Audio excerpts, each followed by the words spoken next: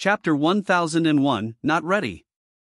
The following morning during breakfast, Li Jinsi asked, Yuan, now that you're back, are we going to start ascending to the next realm? Yes, but I want to wait a few more days just in case anything happens. Once I start ascending, I will be staying in cultivation online until I finish all of the trials, so I want to make sure that nothing will distract me from it. He nodded. Makes sense. I don't think you need to worry.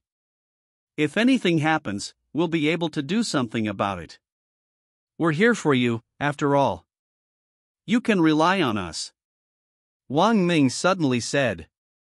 Yuan pondered for a moment before nodding his head. You're right. I should rely on you guys more.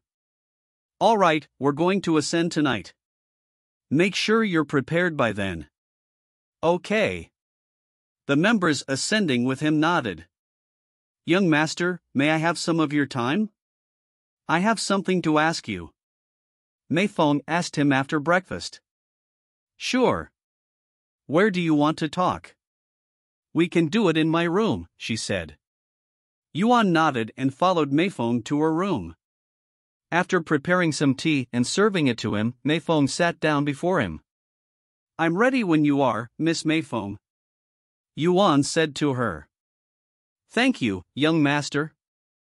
But to be honest, this isn't that serious, and the topic might not be what you expect. Yuan raised an eyebrow as he wondered what she wanted to tell him. After taking a deep breath, Mei Feng spoke with a serious look on her face. Young master, what do you think about having a child with my daughter? Yuan was sipping his tea when Mei Feng started speaking. After hearing her question, he nearly spat out the tea in his mouth. A child with Meishio? Where did this come from? He asked her a moment later. As her mother, it's only natural for me to think about these things now that she's found herself the perfect partner. And to be completely honest with you, young master, I also want to see some grandchildren. I don't know what to tell you, Miss Mei Feng. This is not something I can decide on. Furthermore, we don't have the time to take care of a baby, not to mention that things will only get busier as we get closer to unveiling the truth behind cultivation online and Earth. If you're worried about not having enough time, you don't need to worry because I can take care of the baby and do my work at the same time. I've already done so with both Meishio and you, after all. Even if you say that. Have you spoken to Meishio about this? Yuan asked. I have. What's her answer? She said that she's not ready. If she's not ready, then there's nothing I can do. I won't force her to have a child with me if she isn't ready to have one. Yuan shook his head. I know, and I am not asking you to do so. However, if you ever feel like having a child with Meishio, you will most likely have to be the one to convince her. Knowing her, she's probably waiting for you to approach her. I see. Then to tell you the truth, I also think I am not ready to have any children. I am still young, and there are many problems in my life that I need to sort out first before I can even start thinking about bringing another life to this world. Mei Feng closed her eyes and remained silent for a couple of moments before sighing. Since the young master has spoken, I won't bother you with this matter anymore. Though, I would like to ask, how is your relationship with Chu Liuxian? Judging by what I've seen from her, she seems like the type of girl to want a family as soon as possible. Yuan smiled and said, as expected of you, Miss Mei Feng. Your eyes are as sharp as ever. Indeed, Lulu's dream is to have her own family. However, she hasn't asked me to do anything yet. She's also probably waiting for me to approach her, but who knows? She's sometimes very unpredictable. I understand. And I apologize for wasting your time with my little nonsense. Ever since Meishio left with you, I have been thinking about having grandchildren, even though it's never happened before. Don't worry about it, Miss Mei Feng. Also, you should stop calling me that. You're my master now. You can just call me Mei Feng. I can call you Mei Feng, but you'll also have to drop the formalities and call me Yuan. That's not fair, young master. Please. You're Meishio's mother. It would be weird for my future mother-in-law to address me as young master. Mei Feng released a defeated sigh. I understand. If that's what you want, I shall obey. Yuan. Thank you, Mei Feng. He smiled. For the rest of the day, Yuan would work on his little treasure hunt. Once he made all preparations, he made his way to the stairway to heaven and waited for the others to show up. When Meixiu, Zhu Liuxiang, and Li Jinsi entered cultivation online, they all approached the stairway to heaven. We're finally going to ascend. I've been waiting for this moment. Zhu Liuxiang said in an excited voice as they approached the man handing out the badges. I'd like 4 badges. Yuan said to the man, who immediately raised his eyebrows. 4? Only one of you can challenge the stairway to heaven at a time, he said. I know. I am going to be the only one challenging the stairway to heaven. They're just coming along with me. Yuan smiled. Seriously? Are you aware that? Yes, I am aware that by doing so, it would make the trials much harder, and I am prepared for it. The man looked at the 3 beauties standing behind him and sighed in a low voice. Statistically speaking, men that focus too much on women will never go far in the cultivation world. However, this is your life, not mine. Once the old man handed 4 badges to Yuan, they immediately began climbing the staircase that led to the stairway to heaven. Chapter 1002, Surrounded. Once they arrived in front of the staircase, Yuan started climbing it while being pressured by an invisible force. However, unlike the first time, he was not bothered by it at all. As for Meixiu and the others, they climbed the staircase without feeling anything. Is it supposed to be this easy? Li Jinsi asked. No, it's not. Since we're not taking the trial, we won't need to do anything. However, Yuan will have to bear our share of effort, so it's going to be a lot harder on him than normal. Zhu Liuxiang explained to her. What? If that's the case, why don't we just let him do it by himself? The stairway to heaven will probably open for everyone else after he clears it. There's no reason to make it harder on him for no reason. Li Jinsi said. He's probably already thought about that, but since he isn't saying anything, he probably wants the challenge. After all, it would be too easy if he went inside by himself. Zhu Liuxiang shrugged. Will he be okay? Of course. He passed the last stairway to heaven while carrying 3 other people as well. Really? Who was the 3rd one? And where is this person now? He helped a fellow disciple from the same sect to escape her family. She joined one of the 7 spiritual academies with the others. I see. Sometime later, once Yuan and the others arrived before the grand doors of the stairway to heaven, they started inserting their badge into the slots. However, right as Yuan prepared to insert his badge into the door, he suddenly stopped and started looking around. What are you looking for? Zhu Liuxiang asked him, but he didn't say anything. Feng Feng, Xiaohua, Yingying. He suddenly called them. The 3 of them appeared before him the next second. Protect them, he said. Yes. What's going on, Yuan? Meixiu asked him with a slight frown on her face. We're surrounded. Ha? By who? Zhu Liuxiang looked around, but she couldn't see anyone. Suddenly, a tremendous pressure that surpassed even the staircase Yuan climbed appeared. Feng Yuxiang and Xiaohua used their cultivation to protect Meixiu and the others. Where do you think you're going, Yuan? A familiar voice suddenly resounded in the area. 8 figures appeared in the air above them a moment later, all of them emitting the aura of a spirit king. Yuan smiled when he saw the person leading this group. I was wondering when you'll come back, Lord Ji. So, where did you go after disappearing without a word? What happened to my judgment? Your judgment was a little unique, so I had to delay it. You couldn't have picked a better time? I'm finally about to ascend after many delays, and you're here to delay it again? It's almost as though this world is trying to prevent me from ascending for some reason. Ha ha ha. Lord G suddenly started laughing. He then spoke, "Don't worry, Yuan. This will be your last delay because you will not survive another day. If you're dead, you won't need to worry about being delayed or ascending. So you're going to kill me today? What happened to not meddling with outside affairs unless it breaks the balance of the world? Don't tell me that I am going to break the balance of the world by ascending?" he asked.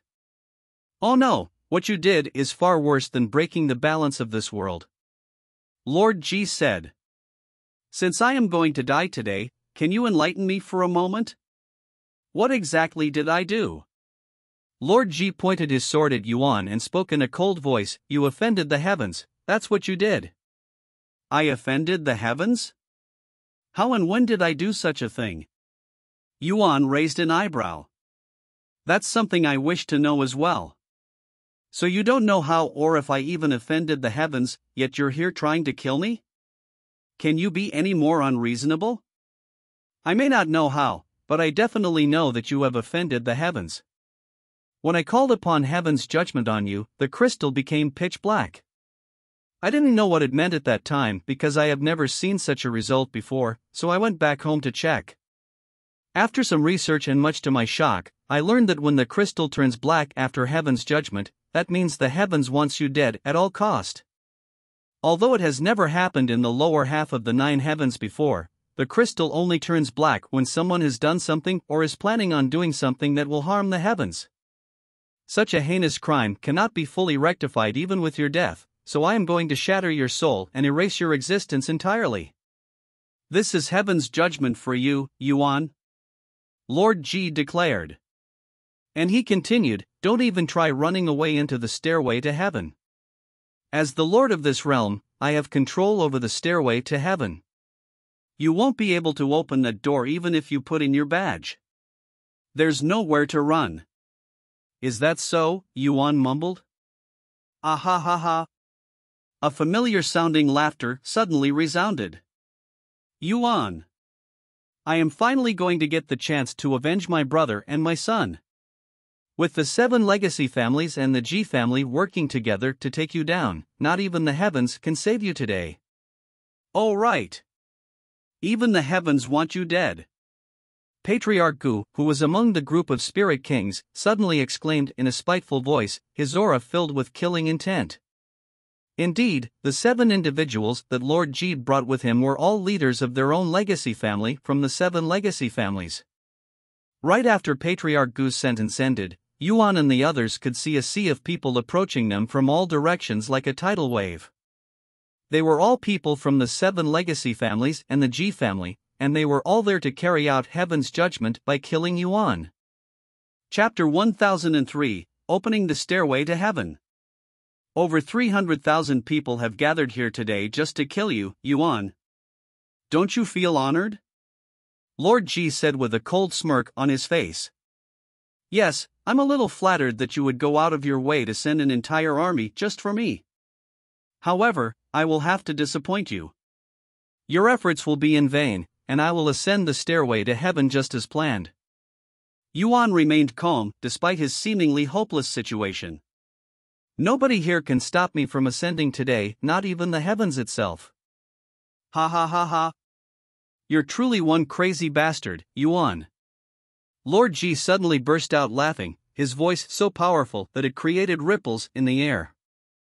I know that you're a talented guy, but there are situations in this world that cannot be solved with talent alone, and this is one of them. You're currently surrounded by the 7 legacy families and my G family. Furthermore, your only way of escape, the stairway to heaven, is blocked. You have no chance of escaping today. The stairway to heaven is blocked? Yuan suddenly scoffed. Who decided that? The stairway to heaven isn't owned by you. If I want to open these doors, there is nothing you can do to stop me. While it is technically true that I do not own the stairway to heaven, as the Lord of this realm, I have the authority to choose who can open the door and who cannot. If you don't believe me, you may go ahead and try it. Lord G said. I was going to do that even without needing your permission. However, let's also have some fun while we're at it. If I can successfully open the stairway to heaven, why don't you let us go? Are you thinking about forcing your way inside the stairway to heaven? Not even immortals who are near the peak of the cultivation world can force their way into the stairway to heaven, much less a spirit lord like you. Who said anything about forcing my way inside? I am going to place my badge and open the stairway to heaven the normal way. If I can achieve that, promise me that you'll give up on trying to kill me. Lord G narrowed his sharp eyes at Yuan, seemingly trying to figure out his true purpose. Although he was confident that Yuan would not be able to open the stairway to heaven without his permission, he had an uneasy feeling in his guts. Why are you staying silent, Lord G? You don't seem very confident in your own words now. Yuan showed him a mocking smile on his face. There's no need to play your games because you'll be dead soon, Lord G sneered. Anyways, do you have any last words before we kill you? He nodded and asked, what about my friends?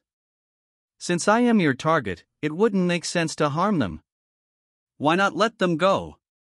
Unfortunately, those who are associated with a criminal like you also deserve the death penalty. Therefore, they are all going to die here with you. That's not very reasonable. It's a pity. I thought you would be a little different from the rest of the villains. Yuan shook his head. Did you just call me a villain? Lord G's face suddenly turned ice cold, almost as though he'd swallowed a live fly by accident. How dare you compare me with a villain? I am heaven's servant, and heaven is just. You, who dared to offend the heavens, is the villain here. Lord G roared with a twisted look on his face. Clearly, Yuan had accidentally poked his reverse scale. Yuan sighed, forget it. And without even looking, Yuan inserted the badge into the main slot of the doors to the stairway to heaven. However, the stairway to heaven had no reactions whatsoever. The leaders of the 7 legacy families started to laugh out loud after seeing this. Look at this damn fool. It's like he's deaf or something. Lord G clearly told him that he would not be able to open the door. Yuan ignored them and knocked on the door.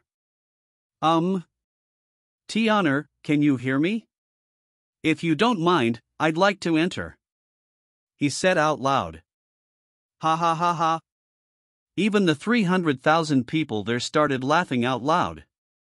What the hell does he think he is doing? Who the hell is Tian'er? Has he gone crazy? However, in the midst of their laughter, the stairway to heaven suddenly started shaking. The 300,000 people there, as well as Lord G and the leaders, stopped laughing and watched with wide eyes as the massive doors for the stairway to heaven started opening. Meishio, Lulu, Jinsi, I want you to go inside and wait for me. Yuan suddenly said to them with a serious expression on his face. What about you? Why aren't you coming with us? Meishio asked with a worried frown. Don't worry, I will follow you guys once I speak with them some more. What if the door closes on you? Chu Liuxiang asked. It won't happen. Trust me. He smiled. Alright, we'll wait for you inside. Don't take too long. Meishio nodded. They entered the stairway to heaven the next moment. What the hell is going on? Why did the stairway to heaven open for him? I specifically ordered it not to open for anyone today. Lord G cried inwardly as he watched Meishio and the others enter the stairway to heaven. Oh no! He's going to get away at this rate. Stop him from entering the stairway to heaven at all cost. Lord G suddenly shouted. The leaders of the 7 legacy families immediately rushed at Yuan, who suddenly raised his hands and said, Calm down, I don't intend on leaving just yet. The stairway to heaven closed its doors the following moment. Lord Ji sighed in relief after seeing that Yuan had remained, but he still couldn't understand why the stairway to heaven had opened just now. Chapter 1004, Heaven's Regulation. What the hell did you do just now? How did you open the stairway to heaven? Lord Ji questioned Yuan after the shocking event. If you tell me why I am being hunted, and I will tell you. He said. I already told you, I am only upholding heaven's judgment. I don't know what you did, but I know that you must die. That doesn't really answer my question, so my question remains unanswered. Yuan shrugged. If you don't want to tell me, that's fine. You'll regret not leaving just now because that was your only chance to survive even a little longer. Lord Ji smiled. Only a little longer? What can you do to me once I ascend to the third heaven? Yuan raised an eyebrow. Ha ha ha. You're really foolish and ignorant. Do you really think that you'll be able to escape from punishment just because you escaped to another heaven? In case you forgot, my Ji family exists in the other heavens as well. As long as you remain alive, you will be hunted by the 9 heavens. Now you're telling me that I am going to be hunted by the 9 heavens? That doesn't make any sense. You're making it sound like I am an exile. Oh? So he knows about exiles? How surprising. Lord Ji appeared to be genuinely surprised that Yuan knew about exiles, mostly because they are only ever mentioned in the upper heavens. I wouldn't compare myself to exiles if I were in your shoes, Yuan. As an exile, at least I can be pardoned by completing the Supreme Heaven's legacy. However, your situation is different. There are no second chances, no opportunity for you to be pardoned. The heavens have already dictated you as a dead man. No matter where you go in the 9 heavens, you will be hunted by those who serve the heavens. Yuan frowned upon hearing this. He will be hunted no matter where he went in the 9 heavens. What did he do to deserve such a punishment? Furthermore, even if he can defeat everyone here today, it will be much harder for him to ascend now that the entire world is suddenly against him. So you will kill me today no matter what, is that correct?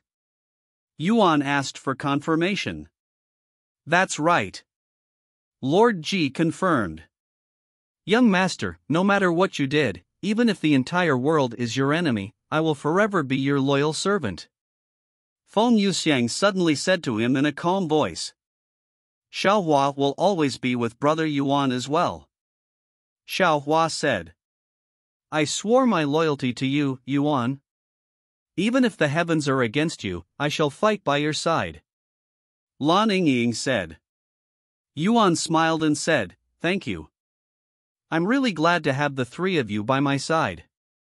He then turned to look at Lord Ji and said, As much as I want to kill everyone here for wanting to kill me, I am not that ruthless, so consider yourselves lucky. Yuan knocked on the door to the stairway to heaven the next moment, causing it to open again. Let's go. There's no need to waste our time and effort on these idiots. Lord Ji was shocked to see that Yuan had managed to open the stairway to heaven again, but he wasn't going to let Yuan enter like the girls. He suddenly retrieved a golden medallion and activated his spiritual energy, heaven's regulation. Yuan, who was only a step from entering the stairway to heaven, suddenly felt an immense pressure that even he could not resist, and he was immediately brought down to his knees. Young master? Feng Yuxiang and the others were shocked to see Yuan in such a condition. I did not think I needed to use this treasure so early. However, since you were on the verge of escaping, I had no choice. Lord Ji said after taking a deep breath, feeling relieved that he managed to stop Yuan on time. What an immense pressure! What did he do to me? Yuan slowly turned his head to look at the medallion in Lord Ji's grasp. Yuan's eyes widened when he saw the golden medallion. However, this was his first time seeing such an item. Despite that, he felt like he had seen it before, and he could feel something welling up inside him. This feeling. He recognized this emotion very well. It was the feeling of anger, intense anger, that could burn even the heavens, and the only time he would feel this kind of emotion is when the evil god appears. Yuan's eyes slowly started turning blood red as the insane amount of anger started pumping his heart with adrenaline. Heaven's regulation. I will destroy the heavens. Yuan muttered in a low but resolute voice. Damn heaven's puppets! I will destroy you all. Yuan suddenly released a deafening roar that caused a ripple that contained intense killing intent to appear, sweeping the area with his terrifying killing intent. Everyone below Spirit Master coughed up a mouthful of blood and fell to the ground after experiencing Yuan's killing intent that came only from his voice alone. What happened?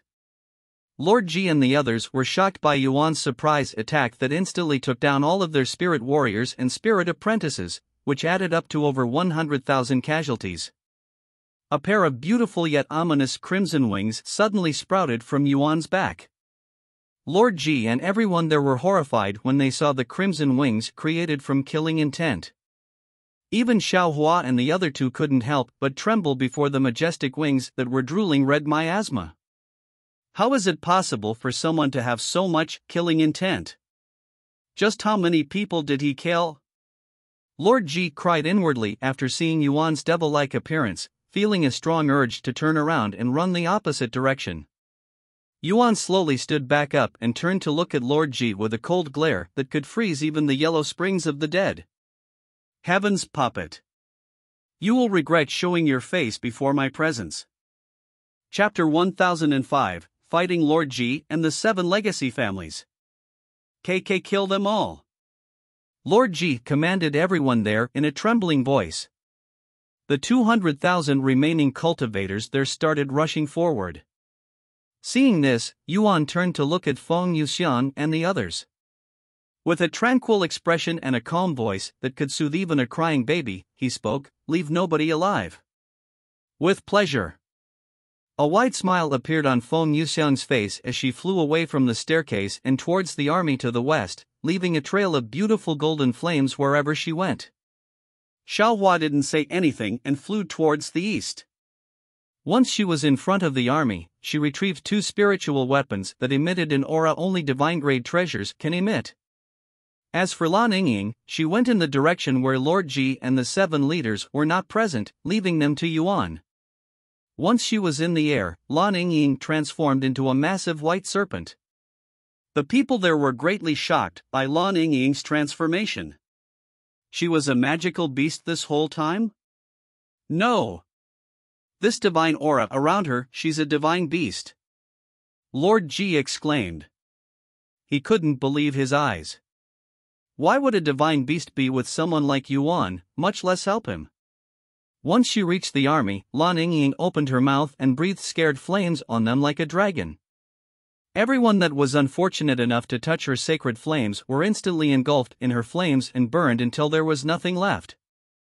Meanwhile, Feng Yuxiang would cause explosions whenever she went, even creating a sea of flames with her phoenix fire. Xiao Hua would casually swing her spiritual weapons and kill over a dozen people with a single swing. Terrified screams resounded in all directions and the 200,000 army quickly diminished. It was a one-sided slaughter that left Lord Ji and the leaders of the 7 legacy families utterly shocked and terrified, and they all wondered what kind of background Yuan had to be able to do something like this. However, they were also beginning to understand why the heavens wanted him dead. The heavens? Are they scared of his potential? He's only a spirit lord in the 2nd heaven, yet he's already amassed such prowess, Lord Ji wondered inwardly. Yuan took a deep breath and sighed out loud. The scent of heaven's puppets being slaughtered is always pleasing, but it's not enough. There's not enough blood, not enough carnage. Yuan suddenly summoned the Empyrean Overlord and flew towards Lord Ji and the 7 leaders. He's coming. Support me, and let's kill him together. Lord Ji also retrieved his weapon and approached Yuan. The 7 leaders followed him from behind. You think you can kill me? Not even the Celestial Emperor could achieve such a feat, much less a few mutts like you. Yuan laughed out loud as he confronted Lord Ji in the air. Celestial Emperor? What nonsense are you mumbling about, you crazy monster? Lord Ji shouted as his sword collided with Yuan's greatsword. Clang! Ugh! Lord Ji gritted his teeth after feeling the impact behind Yuan's strike and was even pushed back many meters. What intense strength! Lord Ji cried inwardly as he tried to recover from the attack. Meanwhile, the 7 leaders surrounded Yuan and started unleashing their techniques at him simultaneously. Seeing this, Yuan used his wings to cover his body, leaving no gaps in his defenses. The power of 7 spirit kings clashed with Yuan. The attacks managed to create many holes in Yuan's wings, but these holes disappeared as quickly as they appeared, and the person himself was not hurt in the slightest. Impossible. How can he remain unharmed after eating all 7 of our attacks? What kind of technique is he using? Patriarch Gu exclaimed in a shocked voice. We don't have the time to think about it. Let's keep attacking him. I doubt he will be able to use that power for long. The leader of the Xian family, Patriarch Xian, shouted. Mongrels that can't tell the difference between heaven and earth, allow me to show you what happens when you point your weapons at me. Yuan suddenly gathered an immense amount of killing intent that condensed into a huge blade in the sky. Lord Ji and the 7 leaders were petrified on the spot from fear after witnessing the blade of killing intent in the sky. Azura's blade of execution. Yuan mumbled in a low voice as he gestured for the blade to fall towards Lord Ji and the 7 leaders. Xiaohua momentarily stopped fighting when she noticed the blade in the sky. That technique! How does Brother Yuan know Xiaohua's family technique? She cried inwardly. Lord Ji and the 7 leaders wanted to run away from the attack, but the pressure coming from the blade prevented them from going anywhere, forcing them to fight it head-on. Use all of your life-saving treasures. Lord Ji roared in a desperate voice. All of them immediately retrieved all of their life-saving treasures without daring to hold anything back, as their lives depended on whether they could defend this one strike from Yuan. Over 50 kinds of life-saving treasures stood before Yuan and the others. The Azura's blade of execution collided with the life-saving treasures a moment later, and it instantly shattered over half of them. As for the rest of the life-saving treasures, they did not last long either, and the blade continued to fall. Lord Ji and the others even used their blood essence to enhance the life-saving treasures, which would shorten their lifespan and damage their cultivation even if they survived the attack. However, they were desperate and did not want to die. Yuan. Let's talk this through. We'll give up on trying to kill you. Have mercy. Lord Ji eventually tossed aside his pride and pleaded for mercy. The 7 leaders also begged for Yuan to spare their lives. However, Yuan's face remained nonchalant, and he spoke in a calm voice, There is only one fate for those who dare block my path, death. And, starting now and until the end of the month, I will be giving bonus chapters for super gifts. Up to 3 bonus chapters will be released every day, not including the 2 daily chapters. Also, check out Magic System in a parallel world while you're waiting for a new chapter. It has almost 80,000 words. Chapter 1006, Azura's Blade of Execution. There is only one fate for those who dare block my path, death.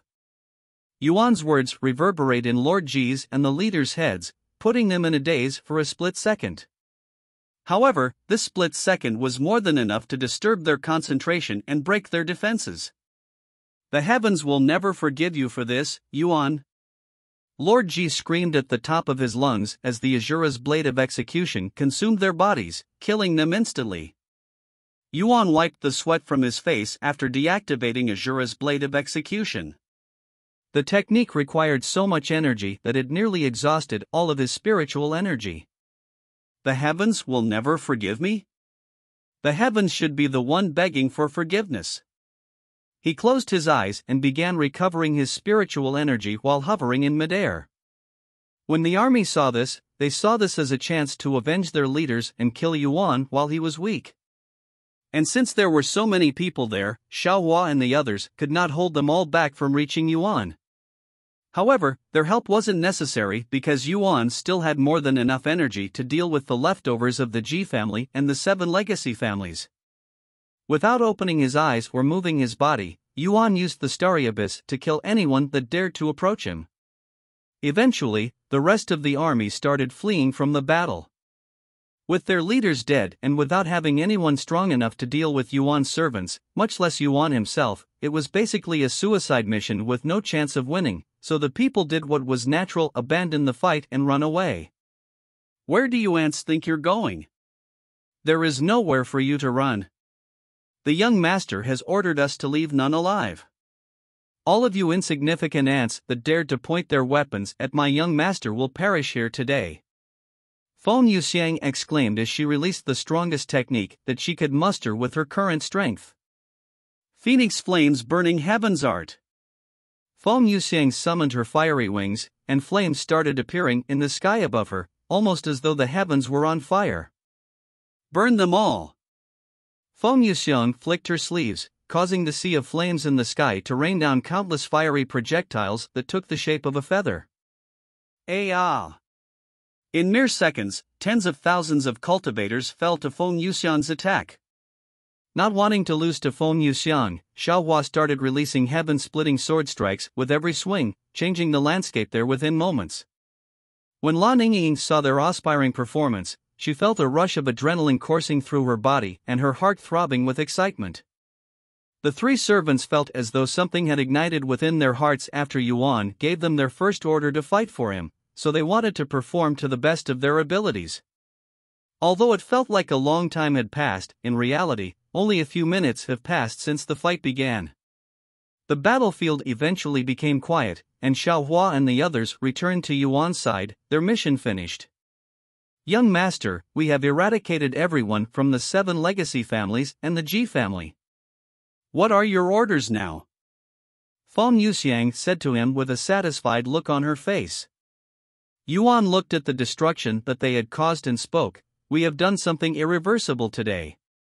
We might kill even more people in the future, soaking our bodies in blood. I won't blame you even if you wish to leave my side now. Even if you order me to kill everyone in the 9 heavens, I would not hesitate to stain my hands for you, young master. Feng Yuxiang said. Xiaohua too. Xiaohua also said. Lan Yingying silently nodded her head. Yuan smiled when he saw the resolve in their eyes, and he spoke in a calm voice, I'm really fortunate to have companions like you by my side. Sometime later, Yuan's appearance returned to normal, and the evil god's presence could no longer be felt. Let's gather all of the treasures here before we leave. It would be a waste to leave them here, he said to them a moment later. They proceeded to gather all of the spatial rings and storage pouches from the battlefield. Young master, I have been wanting to ask you this for a while now, but how many reincarnations have you experienced? And do you have memories from all of your past life? Feng Yuxiang asked him as they looted the corpses. I don't know. I am only aware of 4 at this moment, and I don't have all of their memories. I have recently assimilated the Divine Paragon's memories, but I can only absorb so much at a time, so it will be a while before I fully regain all of the Divine Paragon's memories, and until I do that, I cannot touch the others' memories. Though, they sometimes leak out, just like a few minutes ago. He explained to them. Who was responsible for the event just now? Feng Yuxiang asked him. He calls himself the evil god. He seems to be an infamous killer that has killed countless people in the past, but I think there is more to it. Evil god, huh? The name sounds familiar, but I cannot remember where I heard it from. Feng Yuxiang said with a pondering face. Xiaohua then spoke, Brother Yuan. That technique you used just now. Is it also because of the evil god? He nodded. That's right. Azura's blade of execution, huh? It's the strongest technique I have seen thus far. It must be at least an ancient rank technique. It's a mythic rank technique from Xiaohua's family. She revealed to him the origin of the technique. What? Really? Yuan looked at her with wide eyes. So the evil god is somehow connected with your family? How surprising, Yuan mumbled. But Xiaohua doesn't know any evil god. She shook head. It's fine. We don't need to know everything right away. We will find the answers eventually. Xiaohua nodded. Chapter 1007, Shocking the Spirit Heaven. After Meisho and the others entered the stairway to heaven, they appeared in the spectators' room. Where are we? This is the stairway to heaven? Li Jinsi looked around with a curious gaze. This is just the spectators' room. We'll be watching Yuan participate in the trials from here. This way we can't disturb him. Chu Liuxiang explained. I see. The three of them proceeded to wait in silence. 10 minutes passed, but it felt more like an hour to the three ladies that were anxiously waiting for Yuan to enter the stairway to heaven. How long has it been since we entered the stairway to heaven? It's taking too long. Did something happen to him out there? Chu Liuxian was the first to talk about it. With Foam and the others with him, it will be fine. Meisho calmly said. Are they really that powerful? I have never seen them fight before though. Chu Liuxiang said. I haven't either, but the feeling I get from them is more powerful than anyone I have met in cultivation online. Meanwhile, Yuan and the others finally finished looting all of the corpses after much effort. How much do you think we'll get out of this? Yuan asked after putting away the treasures. Honestly, you would have gotten more money from the life-saving treasures, but they were all destroyed. Feng Yuxiang said. Well, there's nothing I can do about that now. Yuan shrugged. Let's enter the stairway to heaven now. I don't want the others to worry since it's been a while. He went to knock on the door shortly after. Once the stairway to heaven opened, Yuan walked into the void. Feng Yuxiang and the other two were teleported to the spectators' room after they entered. Welcome back, Master. A small figure approached Yuan shortly after he appeared inside the stairway to heaven. Thank you for opening the doors, Tian'er. To be honest, I wasn't confident that you would do it, but I had to try. Yuan said. You are the true master of the stairway to heaven. The others are just fakes. She said. Anyways, do you mind if I take some time to recover my energy before we start? I'm a little exhausted right now. Tian'er nodded. Take as long as you need, Master. The trials will not officially start until you walk those stairs. Thank you. Yuan took a seat right on the spot and began cultivating. Tian'er sat before him and actually helped him recover his energy by guiding the spiritual energy within the stairway to heaven, making it much easier for him to absorb. Evil God. Why did you feel so much rage when you saw that golden medallion?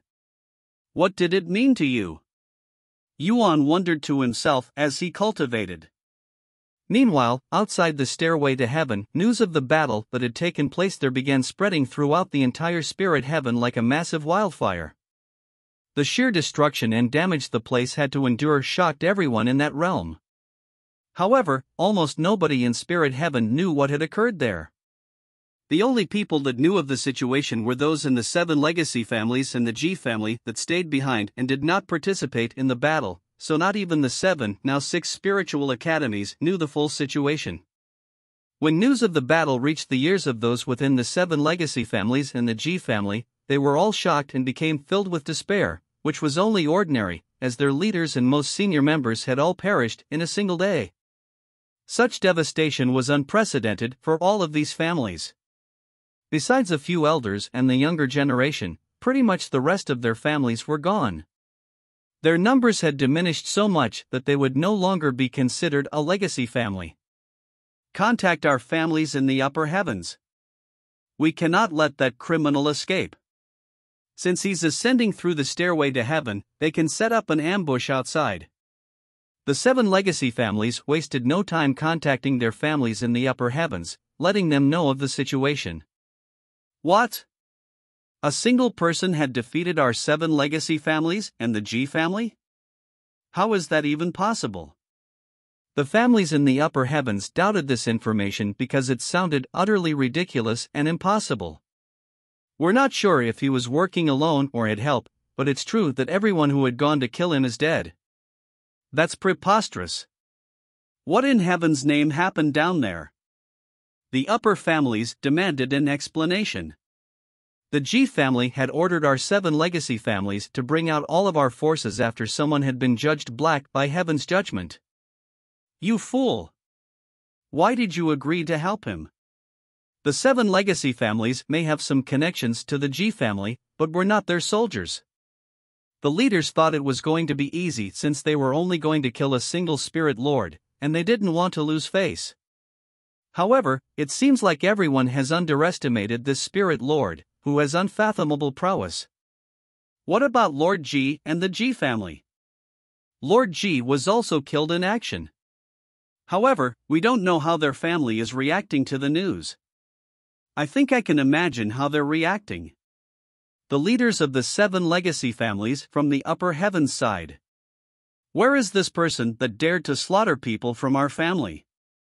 Tell me everything about him. The families from Spirit Heaven proceeded to tell them everything they knew about Yuan and that he had entered the stairway to heaven to ascend. I understand. Even if he manages to ascend, we will all be waiting for him outside the stairway to heaven.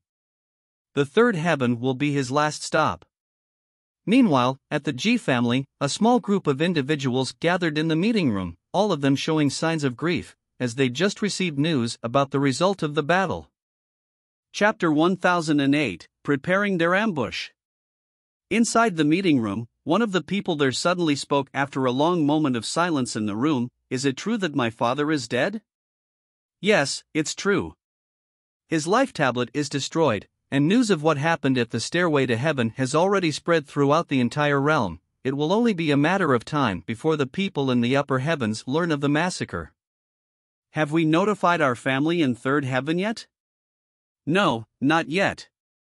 Then what the fuck are we doing here? We need to notify them as soon as possible. We also need to have someone watching the stairway to heaven just in case he fails and stays down here for a little longer.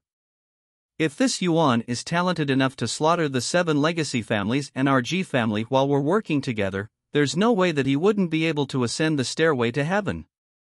I'm going to notify the family in 3rd heaven. Time is of the essence right now. We cannot allow this criminal who has been sentenced by the heavens to get away with his crimes. The direct descendant of Lord G left the room shortly after while everyone else remained in the meeting room to discuss their future. Now that the majority of our forces along with Lord G are dead, our family has practically become a chicken on the chopping board waiting to be slaughtered by our enemies. The moment our enemies learn the truth that our family is defenseless, they will definitely attack us and try to replace us. This is a disaster not just for us. Even those in the upper heavens will be affected by this mess. What can we do? Go into hiding? How many years will it take before we can regain enough strength to manage this realm again? The spirit heavens will be destroyed by the wars that will soon plague this land before then. We cannot do this alone. We've sustained too much damage to survive by ourselves now. Then we can only request for reinforcements and assistance from our family in the upper heavens for the time being. Meanwhile, the 6 spiritual academies were also having a meeting of their own to talk about the recent events. I don't want to make any speculations, but there is only one person that I can think of who could possibly make such a scene, Sect Master Xiahou sighed. Are you talking about Yuan? That was my first thought as well. He also slaughtered the Gu family and the Universal Music Academy. Sect Master Li said. According to our investigation, the corpses there belonged to the 7 legacy families and the G family. Besides them, who else could possibly amass such a massive army? But why would they attack Yuan? Do you think it has anything to do with what happened at the Spirit Healing Academy? It's possible, but we won't know for sure until we speak with them. Will they even tell us about it? I doubt they would want to talk about such a massive loss. They have to if they want our support. I highly doubt they will be able to defend themselves after losing so many people. Their families are practically crippled right now. Sect Master Li said. And when a family as prosperous as the 7 legacy families and the G family suddenly become this weak, it's inevitable that they become the target of pretty much every power out there, by Inju side. We should also prepare ourselves for some visitors from the upper heaven. I doubt they will stay silent after something like this happened. They will most likely come down here to assist their own families. Just like the sect masters had anticipated, the 7 legacy families and the G family in the third heaven immediately started preparing to send experts to ambush Yuan at the stairway to heaven after learning of the situation. Furthermore, each family prepared a couple of spirit kings to send to spirit heaven to protect them while they recovered. Even though it will cost them an astronomical amount of resources to send so many experts, they couldn't allow their families in the spirit heaven to perish, not to mention that their techniques and secrets could be stolen by outsiders. The residents in third heaven were greatly alarmed when the 7 legacy families and the G family suddenly gathered a massive army outside the stairway to heaven. When they eventually learned of the situation in the spirit heaven, they understood why such drastic measures were being taken, and the entire world held their breath while they waited for Yuan to come out of the stairway to heaven, where he would take his last breaths. Meanwhile, inside the stairway to heaven, Yuan opened his eyes after recovering from his exhaustion. "Thank you, Tian'er. I feel even better than normal for some reason," Yuan said to her afterward. The spiritual energy inside the stairway to heaven is naturally pure, so you will gain more energy from it, she explained. "I am going to climb the stairway to heaven now," Yuan said a moment later. After approaching the staircase, he started climbing it, slowly ascending towards the next realm. Even though it may not seem like it, every step Yuan took inside the stairway to heaven was akin to traveling hundreds of thousands of miles in reality. Sometime later, Yuan arrived at the first trial. For the first trial, you must defend the city and survive for 24 hours. If the casualties in the city surpass 60%, you will fail the trial. Tian'er explained to him. "A city defending trial, huh? It's the complete opposite of the previous trial, where I had to kill the city lord." Yuan smiled. A moment later, his scenery began to change. Once he could see clearly again, Yuan found himself inside the peak of a pagoda, and to his surprise, this was the exact same place that he'd fought the city lord during the first trial in the past. "Since I am protecting the city and I am in this place, does this make me the city lord now?" he wondered out loud. Chapter 1009, City Lord. Yuan walked to the window and looked outside. The city was quite massive, but it was not so big that he couldn't see the borders from his location. In fact, he could see the entire city up there. "I don't see anyone attacking just yet," Yuan thought to himself as he surveyed the city's surroundings. "City Lord!" A voice suddenly called for him. He turned to look at the door, where a middle-aged man with a cultivation of a peak spirit king stood. "What's the matter?" "We have received a report from our scouts that there is an army of 10,000 approaching the direction of our city from the north, their intentions unknown. They have over 9,000 spirit lords and 1,000 spirit kings. With such forces, I doubt they're coming here to have tea. What are your orders, City Lord?" the man reported. Yuan's jaw almost dropped to the ground after hearing the report. Over 1,000 spirit kings? The difficulty has ramped up so much compared to the last trial. He cried inwardly. He wasn't confident that he would be able to defeat such a powerful army even at his current state. Then he realized something. "What's the condition of our army looking like?" he asked the middle-aged man, who was wearing military armor. "We have 1,000 spirit lords and 500 spirit kings ready to be deployed at this moment," said the middle-aged man. "That's slightly above 10% of their total forces. This is going to be rough, especially if we wait for them to come. If I want that special reward, I will have to make sure that they don't get close to the city. In order for this to happen, I will have to go to them." After pondering for some time and coming up with a conclusion, Yuan turned to the middle-aged man and spoke. "How far away are these people?" "They're about 2 hours away." Yuan nodded and said, "Bring half of our forces with me. We're going to intercept them before they can get close to our city. As for the other half, leave them here just in case they have reinforcements. As you command, city lord. Half an hour later, Yuan and 750 soldiers left the city and made their way towards the north. Sometime later, once they could see the enemy with their eyes, Yuan stopped and said, "Wait for my order." Yes. Yuan summoned the Empyrean Overlord and took a deep breath before he started gathering spiritual energy. There's only one way for us to defeat them: taking them by surprise. When the enemy noticed Yuan and his small army, they stopped for a moment before resuming their movements. In their eyes, there was no way that an army of that size could possibly defeat their army with 10,000 experts. Keep moving. They're probably just here to speak with us. We will pretend to be peaceful, but once we're close enough, we're going to kill all of them. The general leading that armor commanded. Yes. However, the closer they got to Yuan's army, the more they felt uneasy for some reason. General, I think there is something wrong here. Once they were close enough to see Yuan's face, they were surprised. General. That's the city lord. What's he doing out here? I can see that. But this is great. If we can kill him here, his city will be wide open for us to conquer. The general laughed as they continued to approach Yuan. However, once they got close enough, Yuan suddenly released the heavenly sword strike with his full power.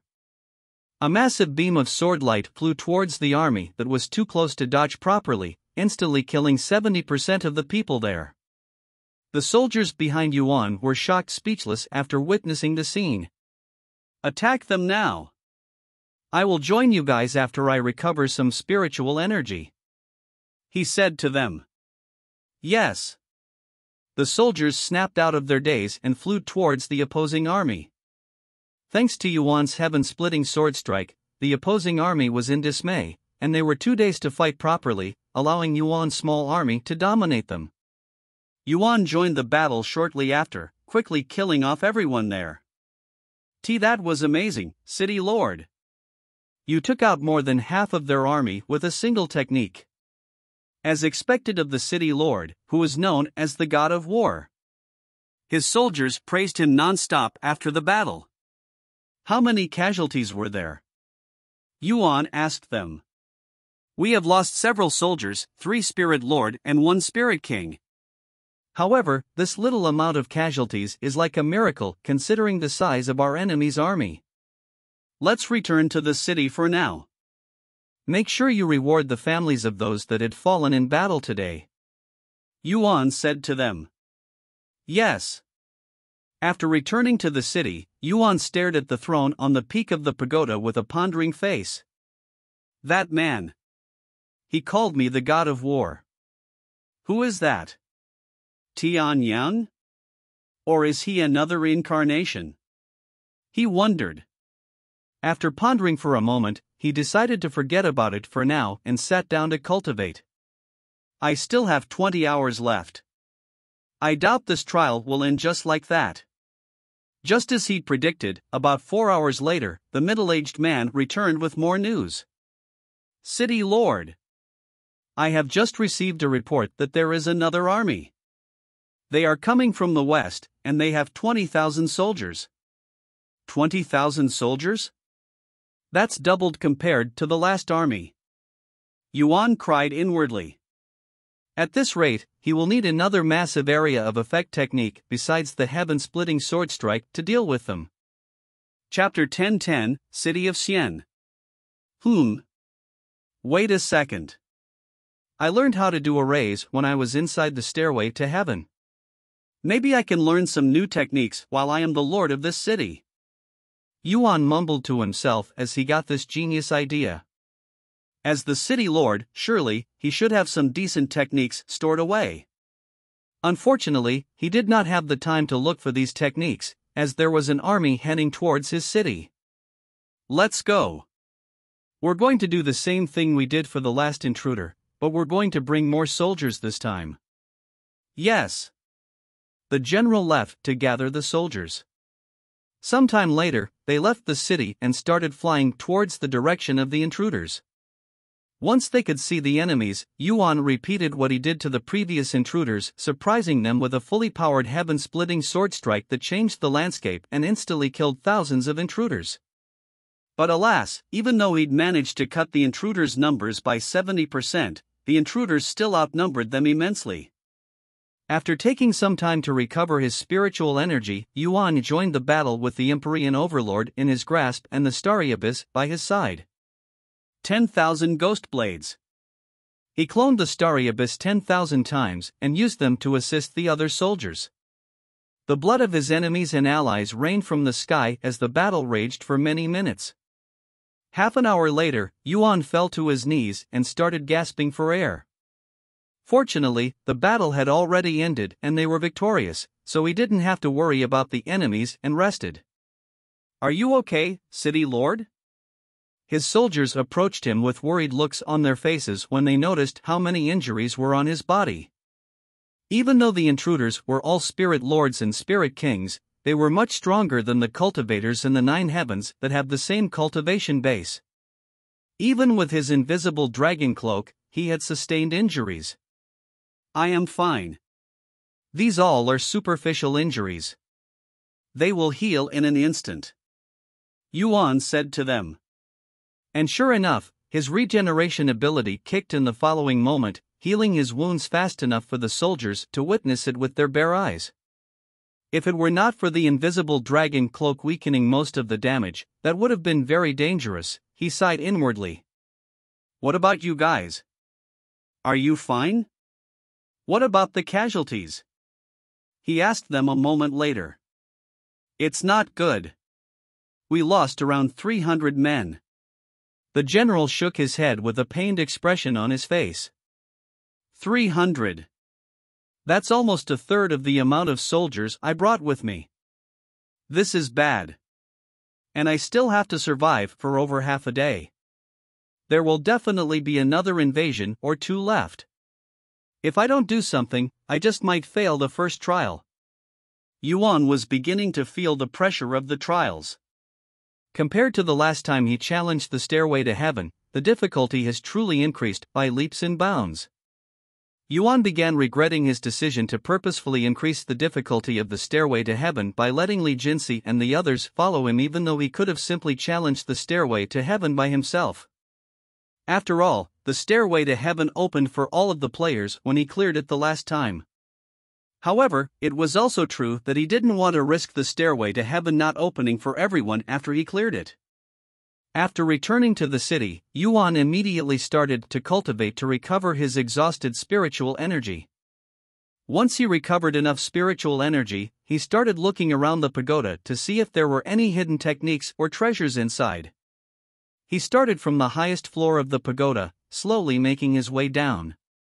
However, even after searching the entire pagoda, he was unable to find any secret rooms or techniques. "Nothing, huh?" Yuan sighed as he returned to the peak of the pagoda and stared outside the city. After staring at the city for several minutes, Yuan started getting the feeling that he has been to this place before. "Why am I suddenly feeling nostalgic? It's not like I have been here." Actually, I have, but that was during the last trial. I barely looked at the city at that time and rushed straight to this place to challenge the city lord, so it wouldn't make sense that I am feeling nostalgia from that time. After pondering for some time, Yuan could only come to one conclusion. This city. I have definitely been here before in my past life. The location of this trial. It's not random, is it? Perhaps this place was reconstructed with the memories of my past life? This actually makes a lot of sense. If this is really the case, that this place is from my memories and I am feeling nostalgia, then I should be able to remember it if I dig deep enough like the last time. Sometime later, Yuan took a seat in the lotus position and closed his eyes. Once he returned to the deepest parts of his subconsciousness, he started searching through his memories. Although he's only accepted the Divine Paragon's memories at this moment, his other memories would occasionally leak, so he could see bits and pieces of memories from his other identities. Many minutes later, after going through many memories, he eventually found what he was looking for. City of Xian. He muttered the name of the city that he was currently residing in. Once he found what he was looking for, Yuan opened his eyes and flew outside the window. He flew towards the east side of the city until he landed in front of a small but clean building. When he looked at this small building, he couldn't help but feel emotional and shed some tears, even though he didn't know why. After taking a deep breath and calming down a little, he approached it. Chapter 10-11, A Familiar Voice. Once he was in front of the door, Yuan subconsciously opened the door and entered it, all of his movements feeling incredibly natural, almost as though he'd done the same actions for years. Welcome home. A familiar voice suddenly resounded from the second floor. Ha! Yuan raised an eyebrow after hearing this noise. Even without needing to look into his memories, he recognized this voice very well. However, why would this voice appear in this place? That part didn't make sense at all.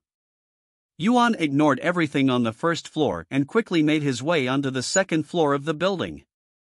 There were 3 rooms on the second floor. Only one of these rooms had a closed door, so Yuan approached that room. After knocking on the door, he spoke, "Is it okay if I come inside?" "Of course. This is your room as well." The familiar voice returned again. Yuan swallowed nervously before opening the door very slowly. Once the door was opened wide enough, Yuan looked into the room to see a beautiful mature woman with long black hair sitting on the bed beside the window. This woman had a sharp yet delicate face, and her clear black eyes shimmered like the sea during the summer. When her gaze landed on Yuan, his body trembled. Meishio. Yuan muttered after seeing this mature woman who looked exactly like Meishio but about 10 years older. "What are you mumbling about, you silly? Come over here," she said to him with a gentle smile on her face. Yuan subconsciously started approaching the bed, his eyes staring directly at her face without moving. "What's wrong? Why are you so quiet? Did something happen?" she asked him. "Why, yeah. Our city was under attack." "What? Is everything okay?" "For now. I have taken care of them, but there's a good chance that they will return." "I see. Well, as long as we have you, there's nothing to worry about. Isn't that right, God of War, Tianxian?" "Why, yes," he nodded in a dazed manner. "Tianxian. Surnamed Tian. This is most definitely one of my past lives. So I was a city lord and also the God of War, huh? Anyways, why have you returned home? Don't tell me that you came home just to see me? Although I'm flattered and very happy, I want you to focus on defending the city and its people first. I came back for my techniques. I might need them to defeat our enemies. Do you remember where I put them?" "I forgot," he said in a stiff voice. This kind of excuse would have never worked in the real world, but since this is merely an illusion created by the stairway to heaven, he decided to test his luck. "It seems I have underestimated our situation. For you to forget about something so important, you must be feeling overwhelmed." She sighed. "Yes. A lot of our soldiers have died today, and even more will die at this rate. I'm afraid that I won't be able to protect the city. Come over here." She suddenly opened her arms, gesturing for a hug. Yuan subconsciously lowered his body, and when he did, the woman grabbed his head and pulled it towards her chest. Yuan could feel her soft blossoms pressing against his head, but there was something else that caught his attention when he touched this woman that resembled Meishio. Her stomach. There's something off about it, he thought to himself. A few moments later, the woman said, "Let me show you where the techniques are stored." After releasing him, the woman removed the blankets covering her body. When Yuan saw this woman's body and her bulged stomach, his eyes widened with shock. This is... She's pregnant? Yuan cried inwardly after seeing her round stomach. When the woman noticed Yuan staring at her stomach, she smiled and said, "It's been a while since you saw it, huh? The doctor said that I will be able to give birth in 3 months. Yuan swallowed nervously after hearing her words, realizing that this is his first incarnation with a wife and a child. He always thought that he had no family of his own, not even in his previous lives, so this was quite the eye-opener. The woman proceeded to lead Yuan to the basement. The basement was completely empty when they entered it, but Yuan could somehow tell that there was an invisible formation protecting this place, and it was quite powerful, so powerful that even he cannot see it. Once they descended the staircase, the woman retrieved some kind of treasure and activated it using her spiritual energy. A portal opened up in the middle of the room a moment later. What kind of hiding spot is this? There's no way that I would have been able to find this without her help. Yuan cried inwardly after seeing the secret entrance. Upon entering the portal, they appeared inside a small square room that had no windows or gaps. The room was completely enclosed with no way in or out besides the portal in his basement. Inside this enclosed room was a single bookshelf. However, on this bookshelf was a single scroll. Yuan walked to the bookshelf and took the scroll before opening it and glancing over it. After memorizing the contents, Yuan placed the technique back on the shelf and looked at the woman. "Thank you.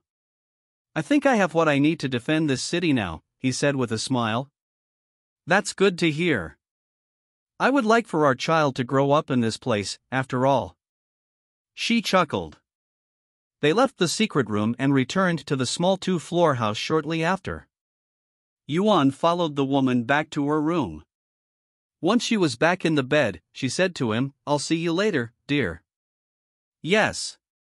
See you later." Yuan stared at her face for another moment before leaving the place and returning to the pagoda.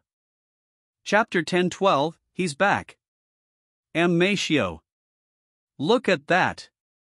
She looks just like you. Chu Liuxiang exclaimed as she pointed to the mature woman in the spectators' room. However, Matio was too stumped to even respond to her. "As she's pregnant? With my face? Are the heavens making fun of me? Are you trying to tell me something?" Matio couldn't believe her eyes. Just the other day, her mother was pressuring her to have a baby with Yuan, and now this. If this wasn't a sign from the gods, what would be? During the last stairway to heaven, there was somebody with your face. Feng Yuxiang suddenly said as she looked at Chu Liuxiang. "I remember," she sighed. And she continued, "Why is the stairway to heaven using our faces, anyway? It seems a bit odd and random. I can only assume that it's trying to stir with the young master's emotions by including people that he cares about into the trials." Feng Yuxiang shrugged. "But why a pregnant woman?" Matio shook her head with a bittersweet smile on her face. "But you have to admit, it looks very authentic. I wonder if that's what you will look like in 10 years. Li Jinsi said. Meanwhile, Yuan returned to the peak of the pagoda, where he tried to learn the technique inside the secret room.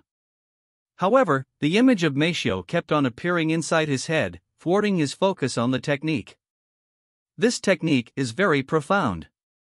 It should be at least ancient rank, but this means that it will take longer for me to comprehend, and this distraction is not helping. Hopefully, I will be able to learn it before the next invasion." After 3 hours of peace, the general of the army returned. "City Lord, I have an emergency report. There is an army of 100,000 soldiers approaching our city from the east and the west. They will arrive in 8 hours. 100,000. Yuan could feel his heart dropping after hearing such a report. Compared to the last invasion, this one was on a whole other level. However, he managed to keep his composure and said, "I understand. I will call you when I am ready. Do not disturb me before then, no matter what. I will be entering closed-door cultivation now." "Yes." The general disappeared shortly after. 8 hours. Will I be able to do it? He sighed inwardly. No. I have to do it. After taking a deep breath, Yuan closed his eyes and cleared his head of all unnecessary thoughts. Once he could focus on the technique, he started reciting the scripture inside his head. Many hours later. Where is the city lord? The intruders are less than an hour away from the city. The soldiers approached the general and asked. The city lord is currently in closed-door cultivation. He will appear when the time is right. Even if you say that. Our opponents this time have nearly 100 times our number. And they're attacking us from two sides. Even if he's the god of war who hasn't lost a single battle in his life, there is always a first for anything. Perhaps today is the day that the god of war experiences defeat. What kind of nonsense is that? Have faith in the god of war. How many years have we followed him? How many times did we enter battle thinking that it was an impossible fight? How many times has he managed to surprise us? This time will be no different. Even if we're fighting against 1,000,000 soldiers, we will be victorious and remain undefeated. I really hope that will be the case. The soldiers their side. Despite the general's words, they couldn't help but fear the worst. After all, they had to fight an army of 100,000 soldiers while only having a little over 1,000 soldiers themselves. Half an hour later, the general received another report from the scout. General! The enemy will reach the city walls in 15 minutes. What are your orders? The general turned to look at the tall pagoda that stood proudly in the center of the city and said, We wait for the city lord. We will not move until we receive his order, even if the entire city is burned to the ground. What? That's outrageous. If you want to fight the army by yourself, you are free to do so. However, I will wait for the city lord. The soldiers there looked at each other with perplexed looks on their faces, feeling conflicted. They wanted to trust their general and the city lord, but by doing so, they risked letting the enemy destroy the city. However, once they thought about it, they realized that they were doomed without the city lord, so they had no choice but to wait. Meanwhile, two different armies with 50,000 soldiers each quickly approached the city of Xi'an. I see the city walls. The so-called unconquerable city shall be conquered by my Red Lion army today. Ah ha ha ha. One of the generals laughed out loud as they got closer to the city. Inside the city of Xi'an, its tiny army began panicking for real when they could see the Red Lion army closing in. Is the city lord still not here? We're doomed. Damn it. I thought I would die on a fierce battlefield. This may be fierce, but this isn't a battlefield. This is a freaking slaughterhouse. Unbeknownst to these soldiers and even the spectators in the spectators' room, an announcement was hovering in the sky for all players to see.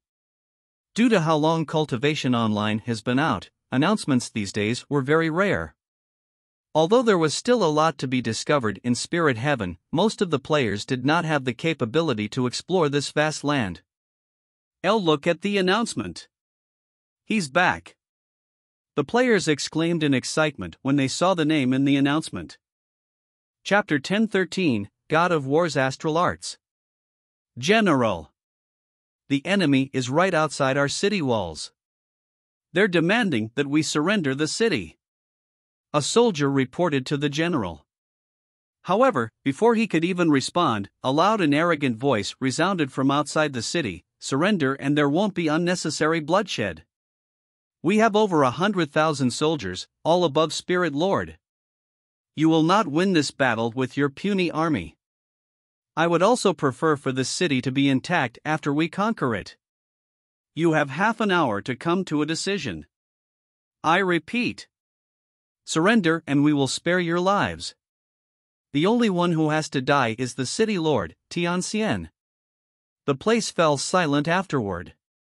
After a few moments of absolute silence, once everyone realized their situation, the entire city of Xi'an began panicking. City Lord! Save us! Where is the God of War when we need him? Do you think a single person can get rid of our predicament? Even if he's the God of War, there's no way that he would be able to defeat an army of 100,000 by himself. What about his army? The army had suffered a huge loss recently after an intense battle that lasted for 30 days and nights straight. We barely have anyone left. Damn it! Are we truly doomed? I have faith in the city Lord. He has never disappointed us before. Open your damn eyes. This is an unwinnable battle. Time passed in an instant while the residents of the city panicked for 30 minutes straight. The general outside the city spoke again. Time is up. 30 minutes have passed. We showed mercy, yet you ignored our generosity. Since this is how you want to play, we will play. All forces, charge. Kill everyone who opposes. The 100,000-strong army began rushing towards the city of Xi'an.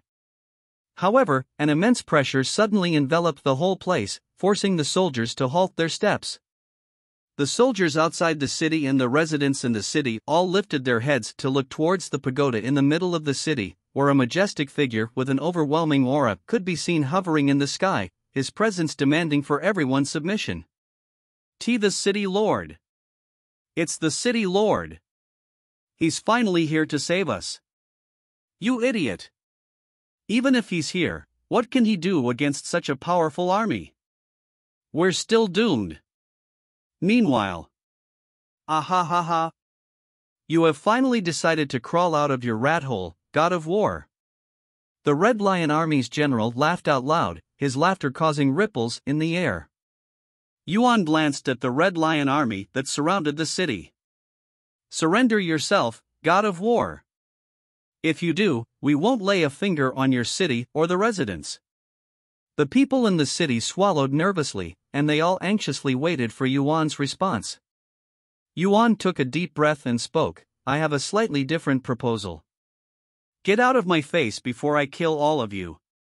The residents in the city began crying after hearing Yuan's words. We're all dead. It's over for this city. The city lord is too arrogant.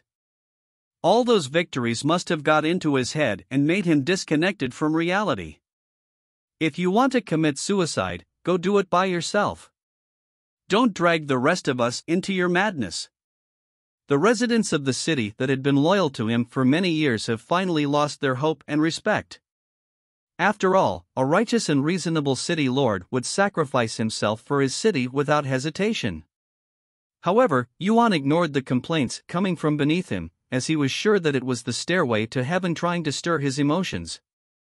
He closed his eyes and took a deep breath as he recited the technique he just learned inside his head. When he opened his eyes, they glowed golden, and a subtle but visible golden aura started appearing from his body. He summoned the Empyrean Overlord and spoke in a cold voice, all of you will be my training puppets for today.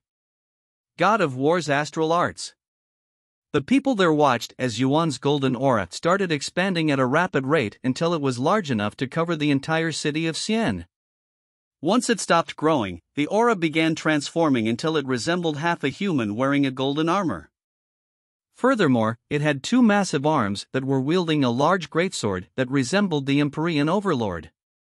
What in heaven's name is that technique? The intruders cried out loud when they saw the giant behind Yuan, feeling as though they were ants before an elephant. I need to finish this fast. I can feel my strength being exhausted at a ridiculous rate. Yuan cried inwardly after realizing how much energy this technique required.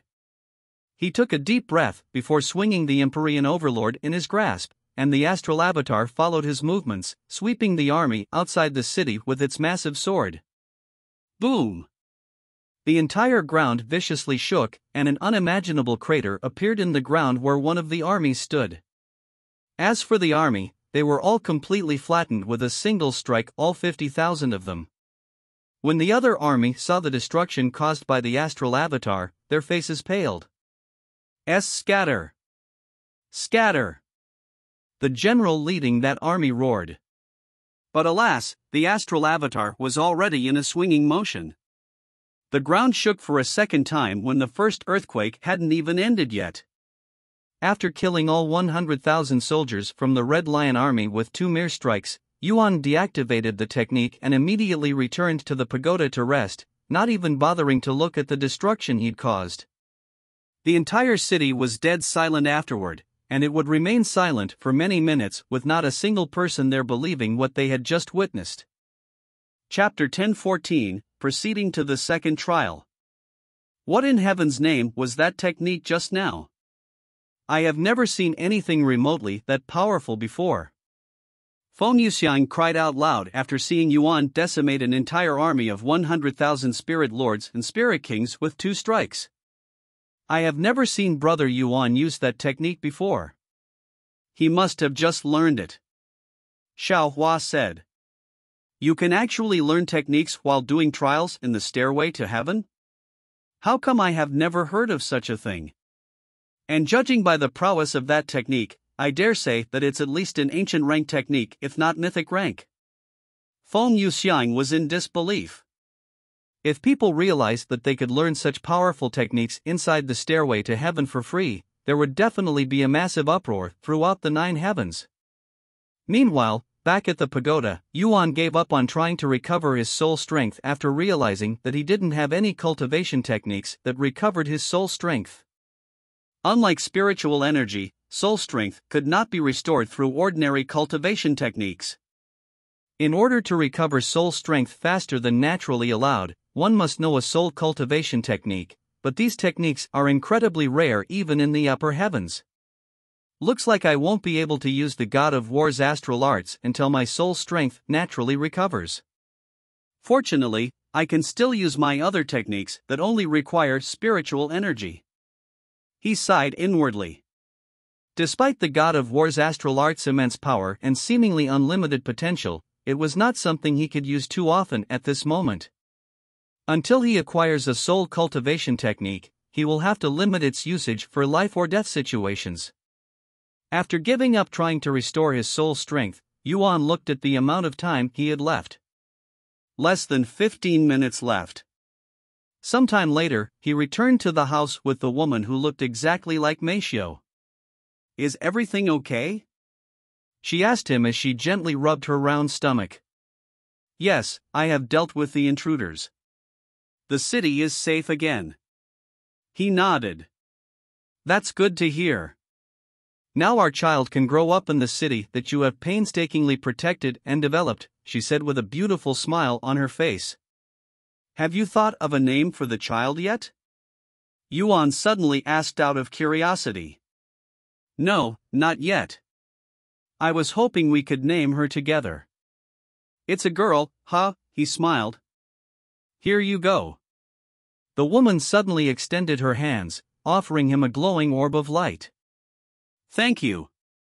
Yuan accepted the orb of light and absorbed it. However, his cultivation base did not increase like the previous reward. Instead, he could feel his soul strength becoming stronger. Plus 100,000 soul strength. Wow, this reward is actually much better than I initially thought. It's definitely countless times better than just increasing my cultivation base. Yuan thought to himself after realizing what the bonus reward was. The city of Xian disappeared before Yuan's eyes, and he returned to the stairway to heaven shortly after. Congratulations on passing the trial, Master. Do you wish to rest? You are allowed an hour to rest. Tian'er said to him. He nodded, yes, I will rest this time. Even though his spiritual energy was full, he wanted to allow his soul strength to recover even if it's just slightly.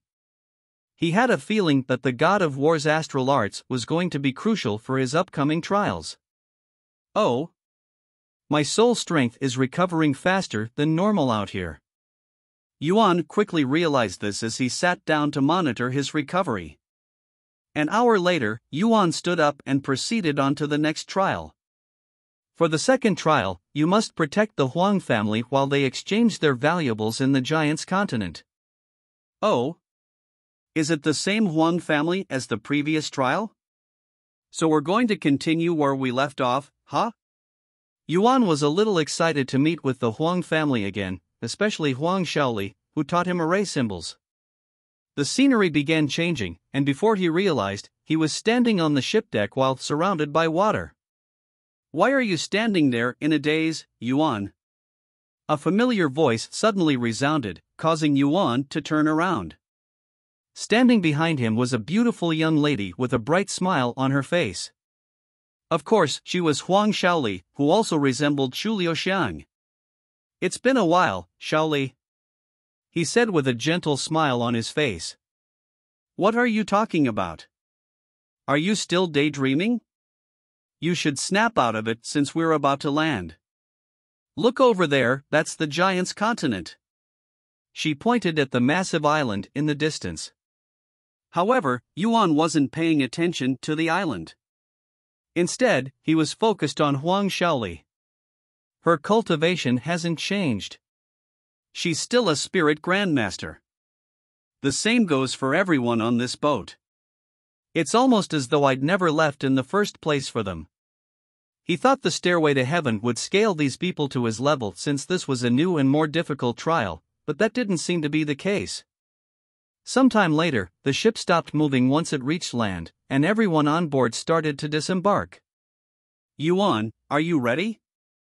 We have only 14 days to exchange our treasures and come back, or we will be stuck here for a very long time. Huang Shaoli said to him. 14 days.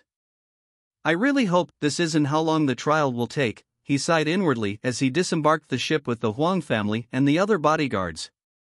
SSXXS. Chapter 10-15, Mammoth Bloodline.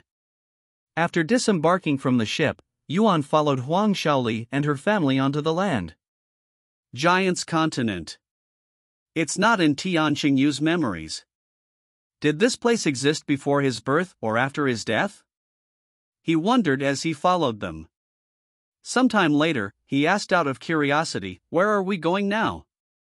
"We're going to the southern stronghold. It's where most travelers like us go to exchange treasures with giants, so it's quite popular," Huang Shaoli said. "I don't know much about giants.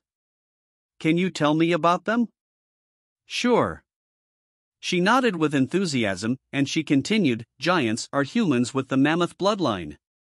Their ancestors were ordinary humans that have trained a unique technique called the Great Mammoth Body Refinement that gave them immense strength and a near indestructible body, but it also increased their body size temporarily. Their ancestors not only reached the peak with this technique, they had even altered it so that the technique would continuously affect their bodies and never deactivate, making them giants permanently. However, because such a feat required them to alter their genes and blood, their descendants would also be born with such blood and genes in their body, making them giants at birth. Yuan was speechless after hearing this information. The speed was too fast, and with a swoosh, Wang Xian was pulled into the whirlpool, like a little crushing carp that had been hooked and was violently pulled out of the water.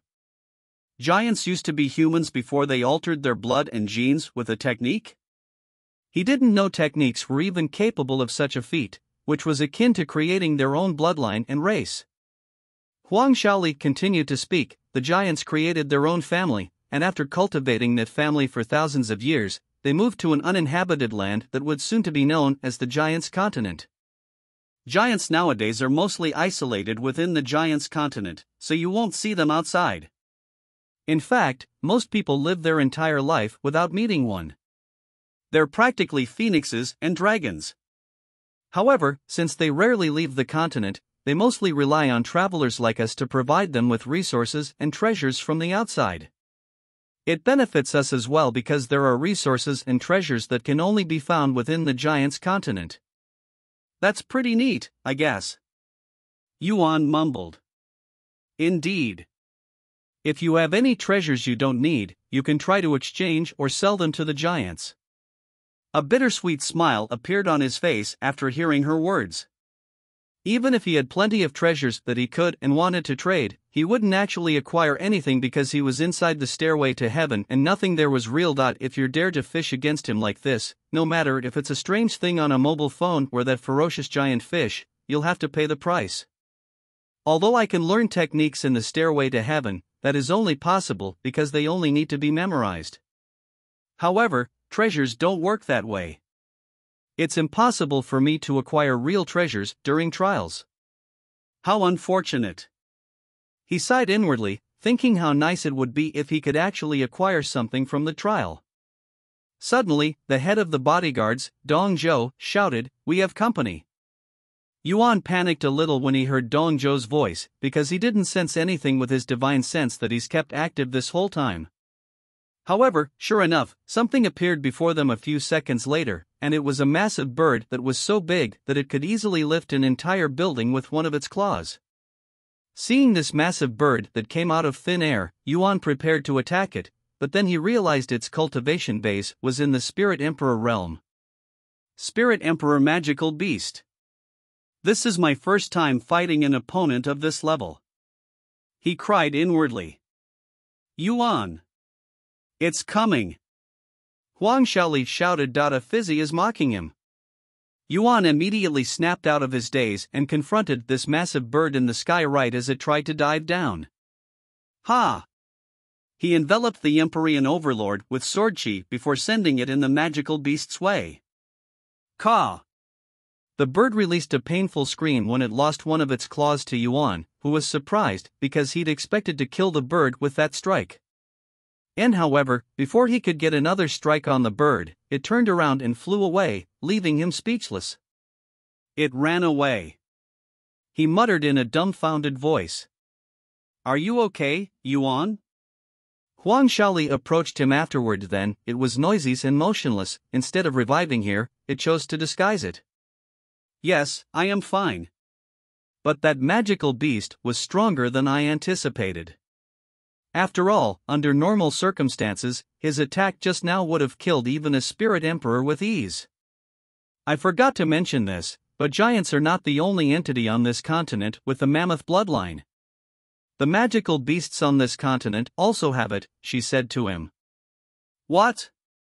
How is that even possible? I thought the giants' ancestors only managed to achieve such a feat through a technique. There's no way ordinary magical beasts could possibly comprehend techniques, much less master them. You're right, but the magical beasts did not acquire the mammoth bloodline through techniques. They acquired it through consuming the giants. I mentioned that the technique is never-ending, right? This is still true even when the giants die, so when a magical beast consumes their flesh and blood, they also acquire the power of giants.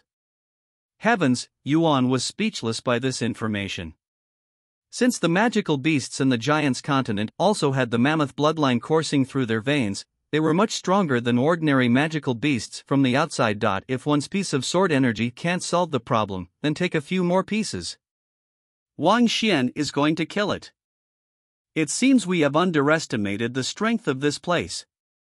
We're not strong enough to do our job as bodyguards, so we'll have to rely on you, Yuan. Dong Zhou approached him and said. Sure, he sighed, silently wondering to himself why the stairway to heaven didn't make the bodyguards at least spirit kings so that they wouldn't be completely useless. After all, in their current state, they were nothing but a burden to him. Since you're all too weak to traverse this land, why don't you just return to the ship and wait for us to return? Yuan said to him a moment later. We cannot do that. Even if we're not strong enough to fight the entities on this land, we must still do our jobs as bodyguards and accompany the Huang family even if we die in the process. Dong Zhou exclaimed in a prideful voice. Yuan felt like facepalming. If you cannot do your duties as a bodyguard, can you still be considered as one? He cried inwardly. Yuan eventually stopped thinking about it since it was most likely done by the stairway to heaven to make things more difficult for him. Just so you know, I am here to protect the Huang family, so if you get in any trouble, don't worry, we won't drag you down. Dong Zhou said with a confident smile. Yeah. I somehow doubt that, he shook his head. After walking for about half an hour without encountering any magical beasts, Huang Shaoli pointed at the city walls in the distance and said in an excited voice, We're almost there. I can see the southern stronghold. They quickened their moving speed after seeing the city. However, as they got closer, Dong Zhou suddenly stopped and shouted, We're surrounded. Yuan looked around, and sure enough, a pack of massive birds quickly surrounded them, and amongst these magical beasts was one with an injured claw, the same one he'd fought. So you ran away to call your friends, huh? Yuan couldn't help but chuckle at its efforts.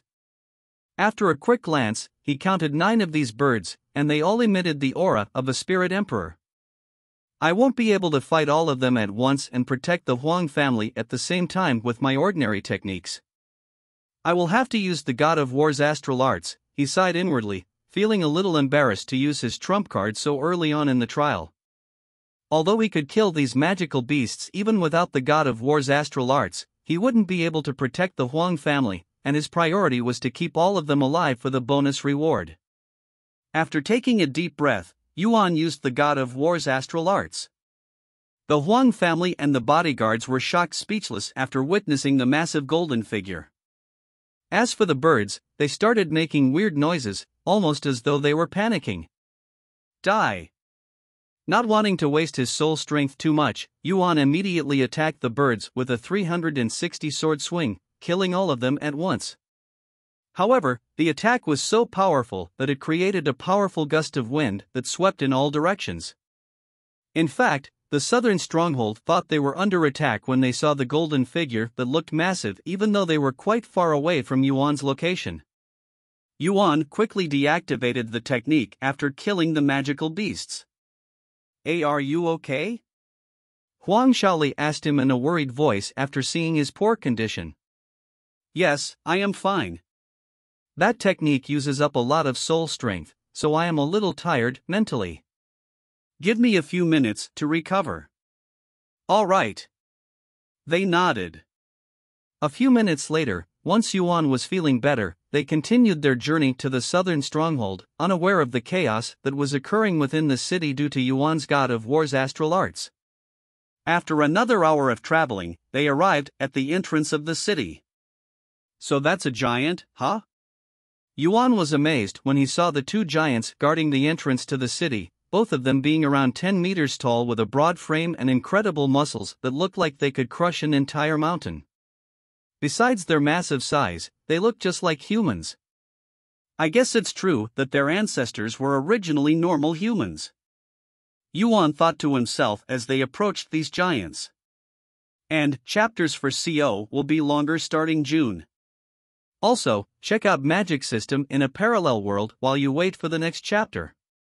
It has long chapters just like this one. Chapter 1016, Serious Accusations. As they got closer to the giants, Yuan could feel their gaze on him, and sure enough, when he looked at them, their eyes were glaring directly at him for some reason. Yuan wanted to ignore them, but when they got close enough to the entrance of the city, the giants suddenly stepped in front of the entrance, blocking their path. The Huang family were quite baffled by their actions. Unlike cities outside the giants' continent, the southern stronghold did not require for them to pay any entrance fees, nor did they care about your background, so there was literally no reason why they should be blocking the entrance. "Is there something wrong, seniors?" Huang Chen, Huang Shaoli's father, asked the guard in a polite tone. The guards pointed at Yuan and asked, "Who are you? What is your purpose?" Yuan raised an eyebrow and said in a calm voice, "I am Yuan, and I am their bodyguard." The guards turned to look at Huang Chen for confirmation. "That's right. He's a bodyguard that I hired to protect my family. It was because of him that we and everyone else on the ship were able to survive a flying leviathan and arrive at the giant's continent safely." Huang Chen nodded. "You defeated a flying leviathan?" The guards appeared to be surprised after learning about his feats. The 2 of them exchanged looks with each other for a moment before stepping out of the way. "Thank you, seniors." Huang Chen bowed to them before they started moving again, entering the southern stronghold shortly after. "What was that about?" Yuan asked them. "I don't know, but giants respect and prioritize one's strength above all else." Huang Chen shook his head. Once they entered the city, Yuan was dumbfounded by the scenery inside. All of the buildings in this place were massive and about 10 times larger than the buildings that he was used to seeing, not to mention the amount of giants walking around the city, making him feel really tiny in this place, just like an ant. Furthermore, he also noticed that the giants in this place really varied in terms of their size. Some of them were only as tall as 4 meters, while there were giants as tall as 15 meters. You're probably wondering about their sizes, right? Huang Shaoli suddenly said to him. You're right. I thought all giants were as big as the guards outside, but that doesn't seem to be the case. He nodded. It depends on the strength of their mammoth bloodline. The purer and stronger their bloodline, the bigger they will turn out to be. In the giant's continent, a giant's size is akin to a cultivator's innate talent, so those with a smaller body are considered trash while those with a large body are considered geniuses, she explained. If you're surprised now, just wait until you see giants that are as big as a mountain. Yuan's eyes widened. As big as a mountain? No wonder why they refuse to leave the giant's continent. They won't be able to do anything outside with such huge bodies. Sometime later, they went to a hotel to settle down. Although most of the hotels there were built specifically for giants, there were also hotels specifically built for humans like them. Once inside the hotel, Huang Chen gathered everyone there and said, "We will rest today, but starting tomorrow, I will be looking to exchange our treasures with the giants. I will leave 2 of you here to guard my family while the rest will follow me." Yuan frowned upon hearing his words. I won't be able to protect all of them if we split into 2 groups. Perhaps I should convince them to go together, but they have a child. He glanced at the 7-year-old boy beside his mother. Maybe it would actually be safer to leave him and the mother here, he sighed inwardly. With so many giants walking outside, things could get ugly really fast if they take such a small child outside. After all, he was so tiny compared to some of the giants that they could easily step on him by accident and not even realize it. Of course, this also applied to the mother, who had the lowest cultivation base besides the child who was still too young to cultivate. However, there was another issue: the bodyguards. He wasn't confident in their abilities at all. In fact, they will probably be useless since this trial was countless times more difficult than the last trial, yet their strength remained the same as the last trial. In other words, they were nothing more than burdens. Furthermore, these guys, Yuan narrowed his eyes at the bodyguards, his thoughts unknown. After Huang Chen finished everything he had to say, Yuan approached Huang Shaoli with a smile and said to her in a low voice, "Excuse me, Shaoli. Do you mind if I borrow some of your time? I would like to speak to you in private." "Sure," she nodded in a dazed manner, feeling a little nervous about the aura around him. "Follow me." Yuan nodded and followed her into another room. Once she locked the door, she asked him, "So what do you want to talk about? Did something happen? You seem a little more serious than usual." "Yes. It's about," Yuan proceeded to tell her what's been on his mind. Huang Shaoli's eyes widened more and more with shock as she listened to his words. Are you sure about that? Those are some serious accusations," she exclaimed in a low voice. He nodded with a serious frown. "I didn't notice it before because I was still inexperienced. However, I am certain about my claims.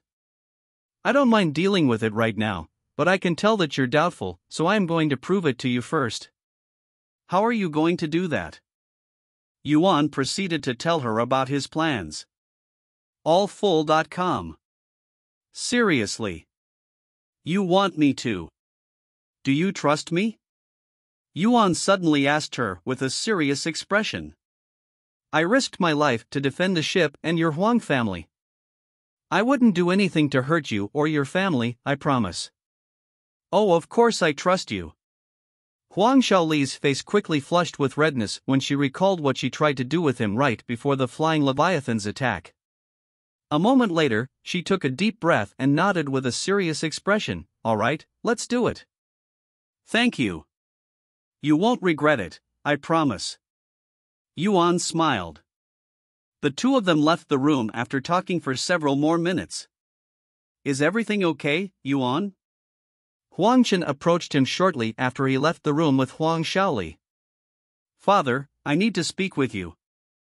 "Mother, you too," Huang Shaoli suddenly said to them.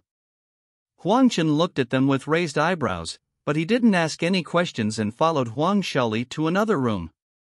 Once the Huang family was gone, the other guards approached Yuan and asked him, "What happened? Is everything okay?" The young lady looked very annoyed. "I hope you didn't try to confess your love for her just now. You're just a bodyguard. Know your place," the female bodyguard said to him with a mocking gaze. Yuan didn't take her insults to heart and even chuckled at it. "Don't worry, it's nothing like that." However, it's true that something did happen. The guards swallowed nervously as they waited for him to speak.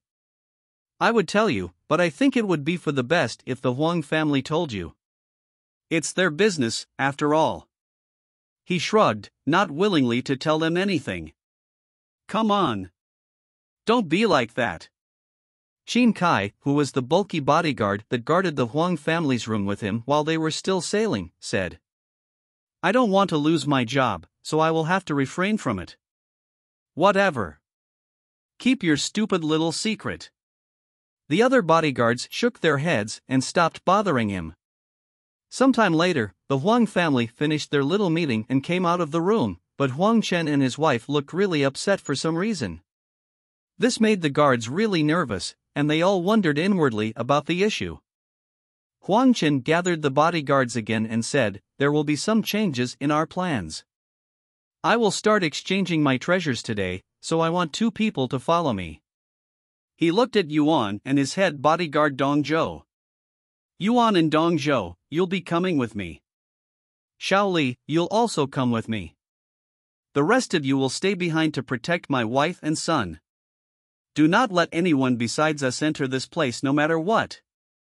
"Yes," they all said. Before they left, Huang Chen said to his wife in a low voice, "Since we have too many treasures, I will leave half of it with you. If anything happens to us, I want you to take the treasures and go home. Don't say something so ominous. As long as you have Yuan with you, he'll keep you safe," she said with a smile. Yuan left the hotel with his group shortly after. Once they were outside, Dong Zhou couldn't help but ask, "Sorry if I am being noisy, but what was that about?" "I will tell you about it in a bit," Huang Chen said. Dong Zhou has never seen Huang Chen so serious before, making him worried as well. Chapter 1017, The Gold and Money Bandits. Shortly after Yuan's group left to exchange treasures, the bodyguards that had remained at the hotel watched from the windows as Yuan and the others disappeared from the scene. "Those nuisances have finally left," the female bodyguard sneered. "Should we do it now? This is the best time. That little bastard with too much power for someone at his age and level is gone, as well as the array master and even Huang Chen and his daughter. Nobody here can stop us now," said one of the male bodyguards. "I don't know. This seems a little too easy. Not to mention whatever just happened. Something about all of this doesn't sit right with me," said a different bodyguard. "Who cares? We can kill the woman and the kid and rob them of all of their treasures long before they will be able to do anything about it." The female bodyguard showed a grim smile on her face. "I say we should do it as well. I doubt there will be another chance like this." "What about that other bodyguard? He might cause us some trouble."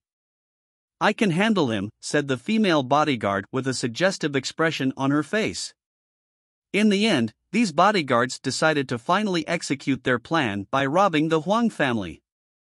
These 3 bodyguards actually knew each other before they got hired by the Huang family, as they all belonged to a renowned gang that was infamous for their vicious deeds and brutal nature. The Gold and Money Bandits, they were a group of lawless cultivators that would dare to rob and kill even mortals, something only evil cultivators would do.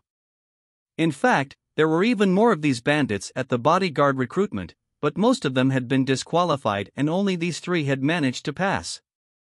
They had planned on robbing the Huang family when they were still at sea, but Yuan did not give them any chance, and when they saw how powerful he actually was, they decided to delay their plans until they could find an opportunity to rob the Huang family. Now that they have finally encountered that opportunity, they were enticed to finally execute their plans and rob the Huang family.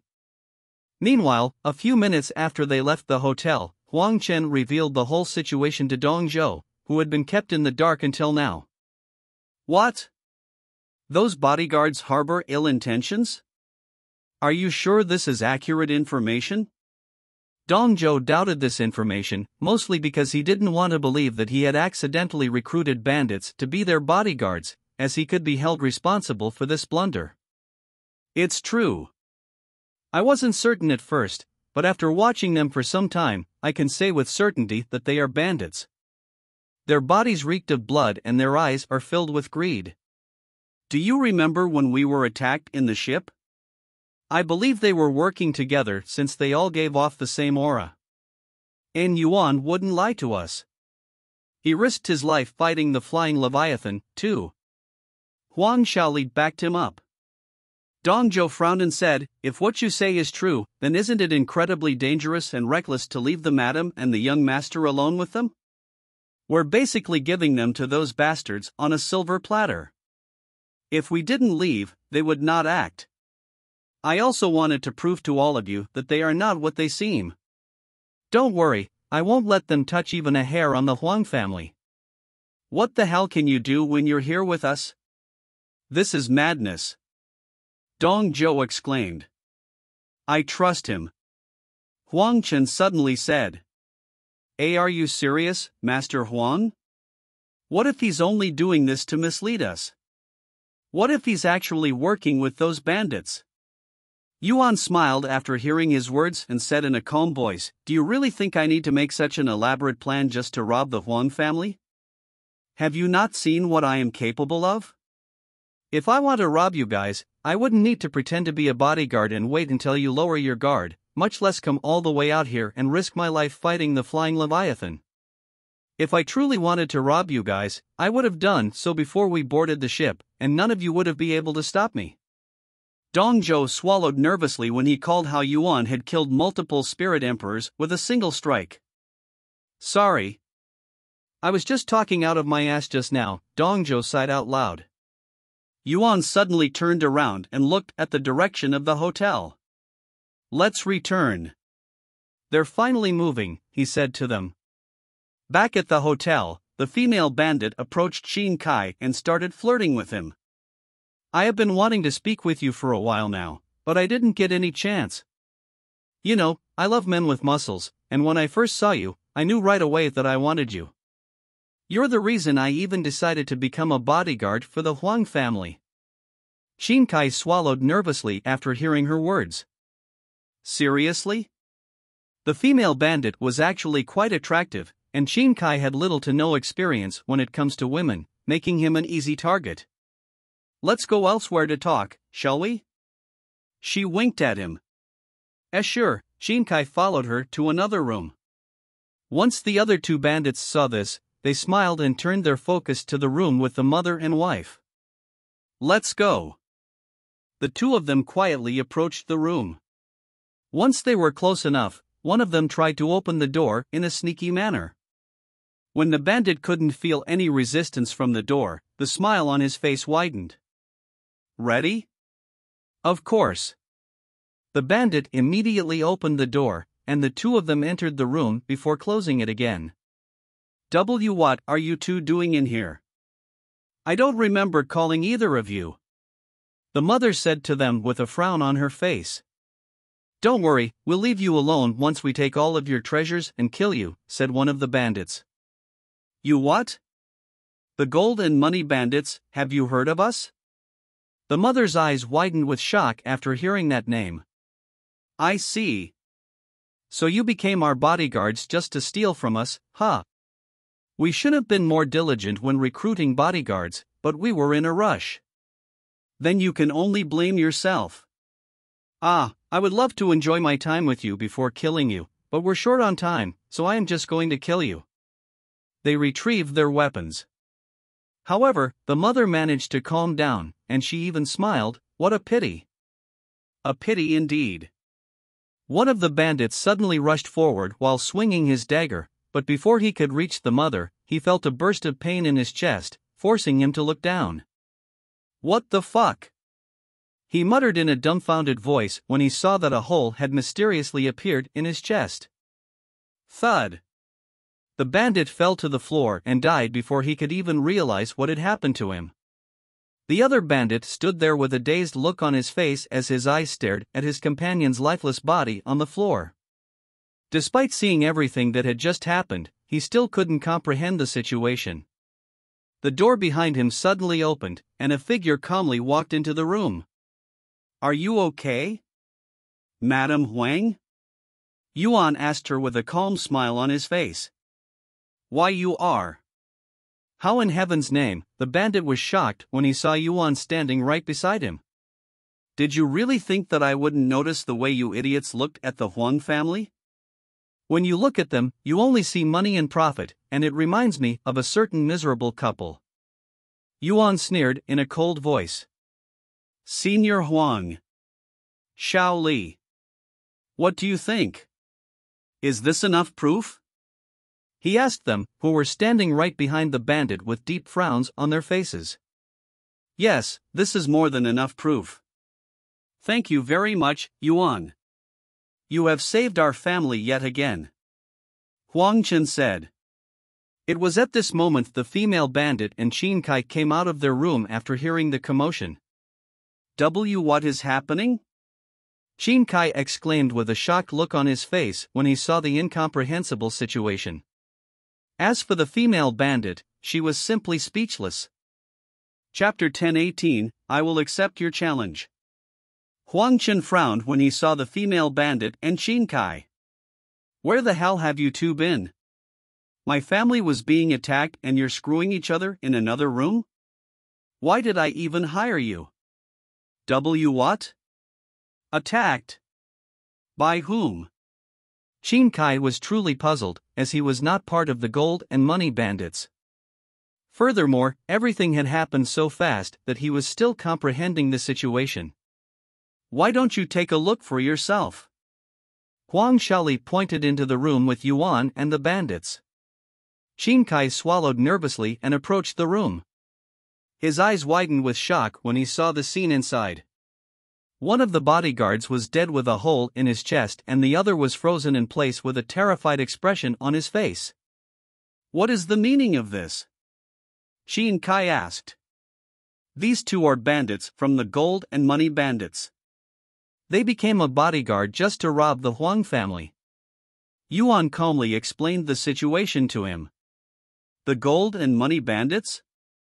Qin Kai immediately recognized their name. As someone who often works as a bodyguard, he has encountered these bandits on multiple occasions, and they were all vicious people with no morals. Murder, robbery, corruption, rape, nothing was off the table for these bandits even if mortals were involved, hence why they were so hated and so feared. The female bandit also took a look inside the room. Her heart throbbed so fast and hard from fear that it began hurting. "Fortunately, they didn't catch me in the act, so they don't know that I am with them just yet. But if they ask that bastard, he will surely give me away." She calmed down slightly after realizing this, and she began plotting to kill her companion before he could speak. However, with Yuan in the room, she didn't dare to move just yet. "So tell me, what were the two of you doing while my family was attacked? Are you also part of the gold and money bandits?" Huang Chen narrowed his eyes at Qin Kai and the female bandit. "What? Hell no.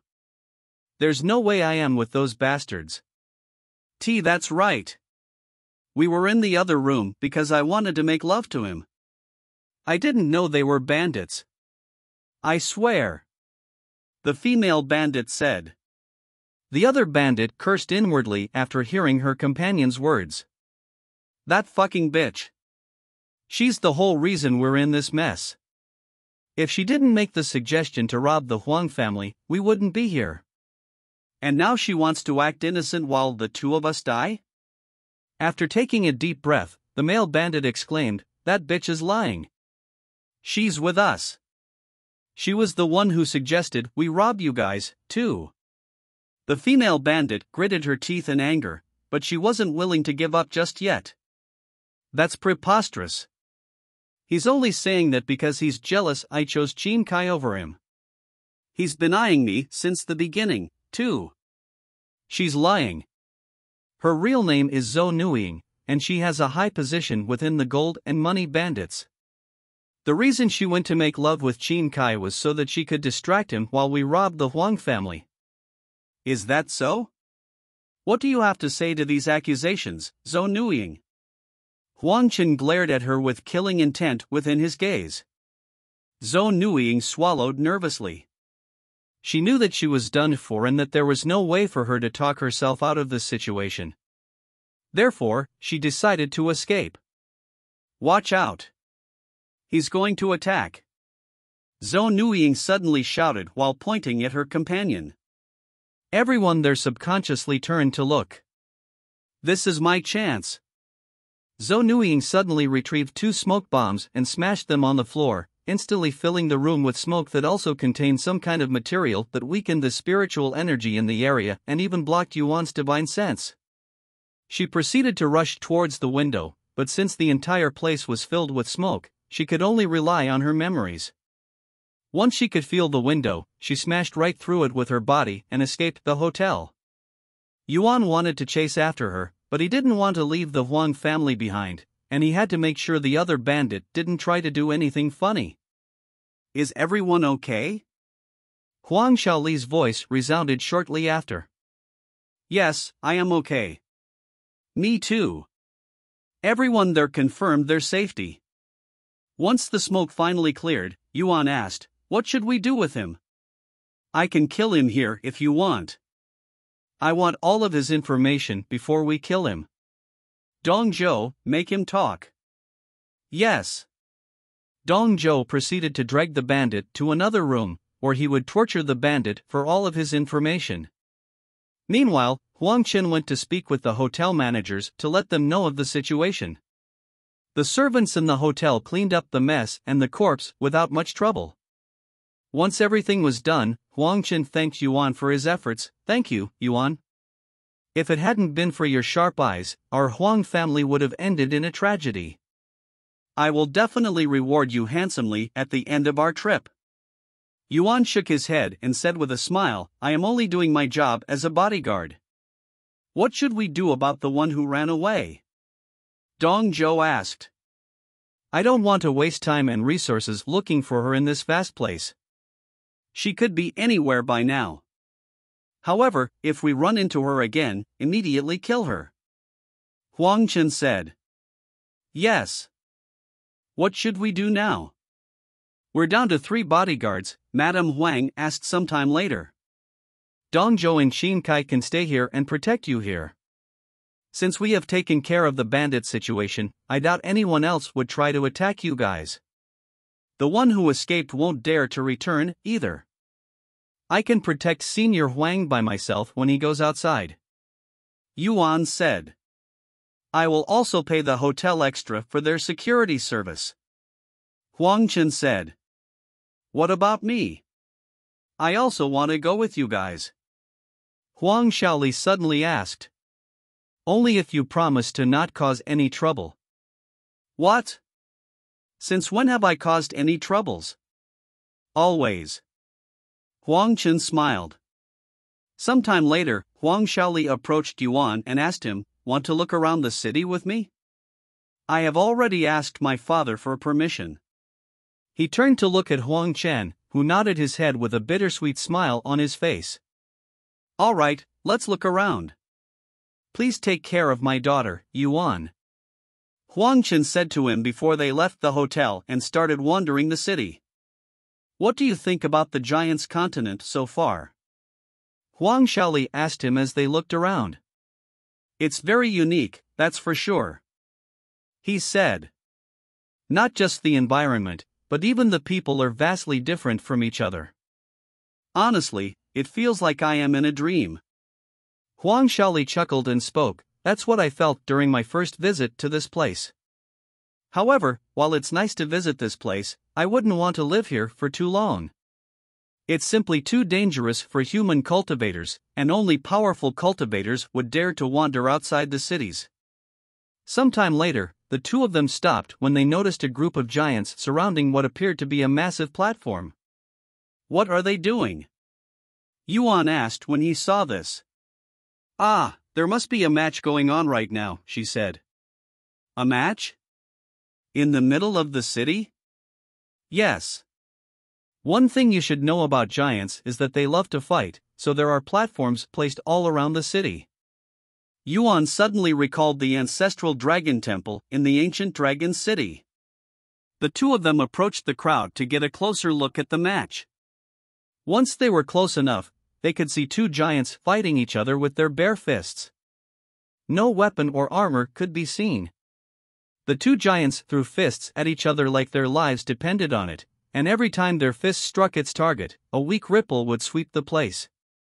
Wow! What tremendous strength, Yuan thought to himself as he watched the giants plummet each other until one of them could no longer stand. Once the match ended, the winner shouted, "Who also wants to experience my strength? I welcome all challengers. The winner will receive a divine rank body refining technique." Yuan raised an eyebrow after hearing the giant's words. A divine rank body refining technique? That sounds like something that could benefit me, he thought. Don't tell me you're thinking about fighting him, Huang Shaoli suddenly said, almost as though she could see his thoughts. I wouldn't suggest it. You're not allowed to use any offensive techniques for treasures, so you can only fight him with your body. That giant must also be hiding his strength. After all, there's no way he would be willing to give away a divine rank technique so easily. Yuan smiled and said, "It's fine. My body is sturdier than it looks. Even if I lose, I want to see for myself just how strong giants are." He then jumped onto the stage and said out loud, "I will take on your challenge." The giants were stunned when a tiny human appeared on the stage, and after a moment of silence, they all burst out laughing. Chapter 10:19, The Prowess of a Giant. You, a mere human, wishes to challenge me, a giant, to a match of strength? Ah ha ha ha. This is the funniest joke I have heard all week long. The 11 meters tall giant laughed out loud after being challenged by Yuan, his laughter causing the air to tremble. Why not? It's not our size that matters, but our strength, right? Yuan responded with a calm smile on his face. Is this your first time to the giant's continent, little guy? Have you ever fought a giant before? Giants are at the top when it comes to natural strength. No human has ever beaten a giant when it comes to pure strength. I'm afraid that I might accidentally kill you if we fought. However, if you're still willing to take such a risk, then I will gladly be your opponent. I am willing to take such a risk. Yuan nodded with confidence. Good. Then allow me to tell you some rules. The giant said. And he continued, first of all, no weapons or treasures of any kind are allowed. If you have any on you right now, put them away. Yuan nodded and stored the invisible dragon cloak into his dragon spatial ring. 2. You are not allowed to use any offensive techniques. However, defensive techniques are allowed. The third rule is that you are not allowed to dodge. You will have to endure every blow with your body. The same goes for me. Final rule, the first one to give up or fall unconscious will lose. Now that you know the rules, do you still wish to continue? I will give you one last chance to walk away, human brat. Yuan smiled and said, It feels weird that you're addressing me in a way that makes it seem as though you're not human. I mean, I get it. Your ancestors transformed your blood through a godly technique, but it's not like you're no longer human. Unlike a demon, you still look human to me. The place turned silent after Yuan's little speech. Oh no. That idiot. Huang Shaoli cried inwardly after sensing the change in the atmosphere. Unbeknownst to Yuan, it was an unspoken rule within the giant's continent that you're not supposed to call giants humans. How dare you? How dare you call me a human? The giant on the stage suddenly roared with a red face. I take back what I just said. You're not allowed to quit anymore. We're going to fight to death now. He roared, causing the air to tremble. The giants watching the match began shouting like a group of warriors before a big battle, causing the ground and buildings there to shake violently. Yuan was a little surprised by the giant's reaction. They're offended because I called them humans? What a blunder. Now I have a target on my back, he sighed inwardly after realizing the situation. Are you ready to fight? The giant asked him sometime later. Yes, I am ready. He nodded. Then here I come. The giant wasted no time throwing his first punch, and a fist the size of a large boulder flew at Yuan's small figure in comparison. Although he was unable to dodge the attack, the giant didn't say anything about not being able to strike back, so he also threw his own punch, putting all of his strength behind it. The moment their fists connected with each other, a powerful ripple swept the scene, surprising everyone there. Though what shocked them even more was the fact that Yuan, a mere human, was not only able to survive the giant's attack but even stop it. However, it was not perfect. Yuan had been pushed back several steps while the giant remained unmoving like a mountain. Looks like I have underestimated the strength of giants, Yuan thought to himself after feeling a numbing sensation in not only his fist but the rest of his arm as well. Furthermore, he's already used all of his strength in that last exchange, yet he couldn't push back the giant even slightly. The chances of him winning this match in his current state was slim to none. Despite that, Yuan didn't give up, and he was even smiling. It's been a while since I have faced such a strong opponent, an opponent that I cannot defeat easily. This is great. He laughed inwardly. The giant was also quite surprised when Yuan managed to stop his fist. Even though his attack seemed ordinary and ineffective, the spot he struck felt like it had been stabbed with a needle and actually hurts like hell. Where did such a formidable human come from? He cried inwardly but acted completely tranquil outside. You? I don't think I have heard your name yet. I am known as Sorgi. The giant suddenly introduced himself as Sorgi. My name is Yuan. Good. Now let's continue our fight. Sorgi laughed as he threw his fist at Yuan for a second time. Ha! Free web novel. Just like their last confrontation, Yuan blocked Sorgi's first with his own, but he was forced several steps back again. Let's see how long you can keep this up. Sorgi roared as he threw the third strike without giving Yuan any time to rest, then a fourth, and a fifth. Huang Shaoli and the other giants watched with their mouths wide open, not daring to believe their eyes. Do you think he's cheating? One of the giants there suddenly threw out this thought. He's definitely cheating. There's no way a human like him could rival a giant in raw strength. He must be hiding a treasure somewhere in his body. When the giants started accusing Yuan of secretly using a treasure, the match stopped temporarily. You think I am cheating? Yuan looked at the crowd of giants with his eyebrows raised slightly. Of course. Otherwise, how else can you hold your own against a giant? Not even body refiners are capable of such a feat. The giants responded. Is that so? Yuan mumbled. He turned to look at Sorgi and asked him, What about you? Do you think I am cheating? Sorgi frowned after hearing this question. Although he didn't want to accuse Yuan of cheating, his pride as a giant didn't think it was possible for a human to match him. I see, even though Sorgi hasn't said a word yet, Yuan already knew the answer by looking at the expression on his face. If you think I am cheating, then I don't mind letting you search my body. I will even hand over my clothes and spatial rings to my friend during the match. What do you think?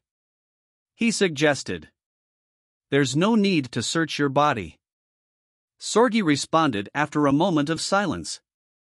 And he continued, but you can leave your clothes and spatial ring with your friend. If you can prove to everyone here that you're not cheating, I will compensate you for this misunderstanding. Very well. Yuan nodded.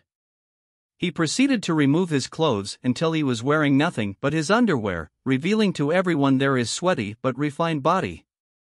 Even Sorgi was surprised when he saw Yuan's body that looked like it had been carefully sculpted by the heavens itself. Shaoli, can you hold these for me for a bit? Yuan asked her, who was blushing from ear to ear after seeing his half-naked body.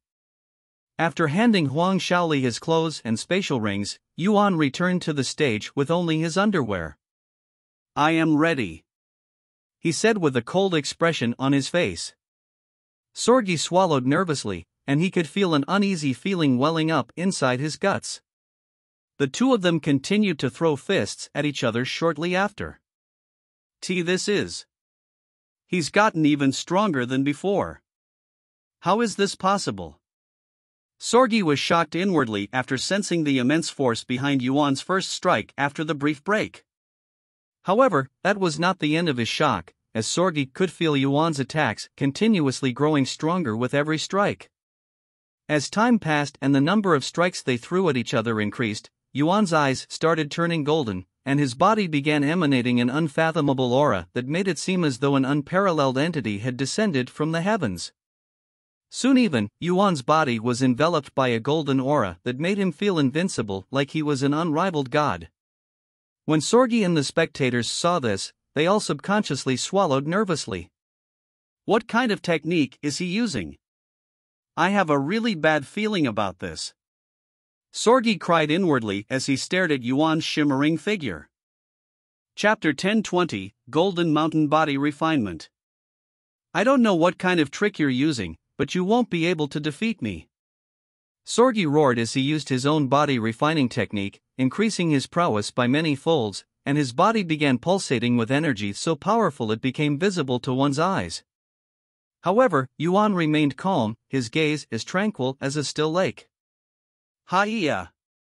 Sorgi threw his most powerful strike yet, causing the air to tremble.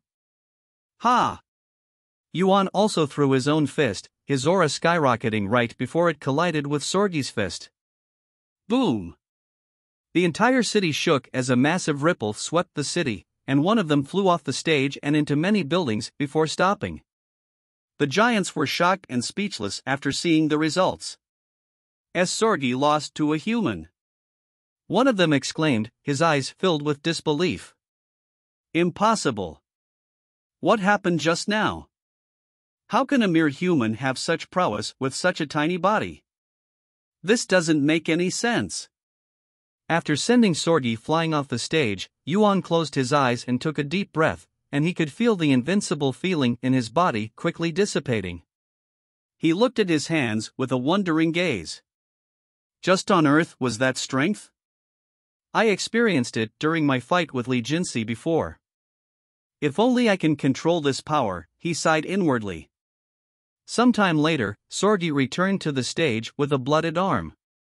Are you okay? Yuan asked him, feeling a little bad about injuring him to such an extent. My muscles are torn, and my entire arm is broken, but I will be fine after some medicine, Sorgi said with a calm smile on his face. Giants are tough, I'll give you that. Yuan smiled back. Yuan, right? Here is your reward.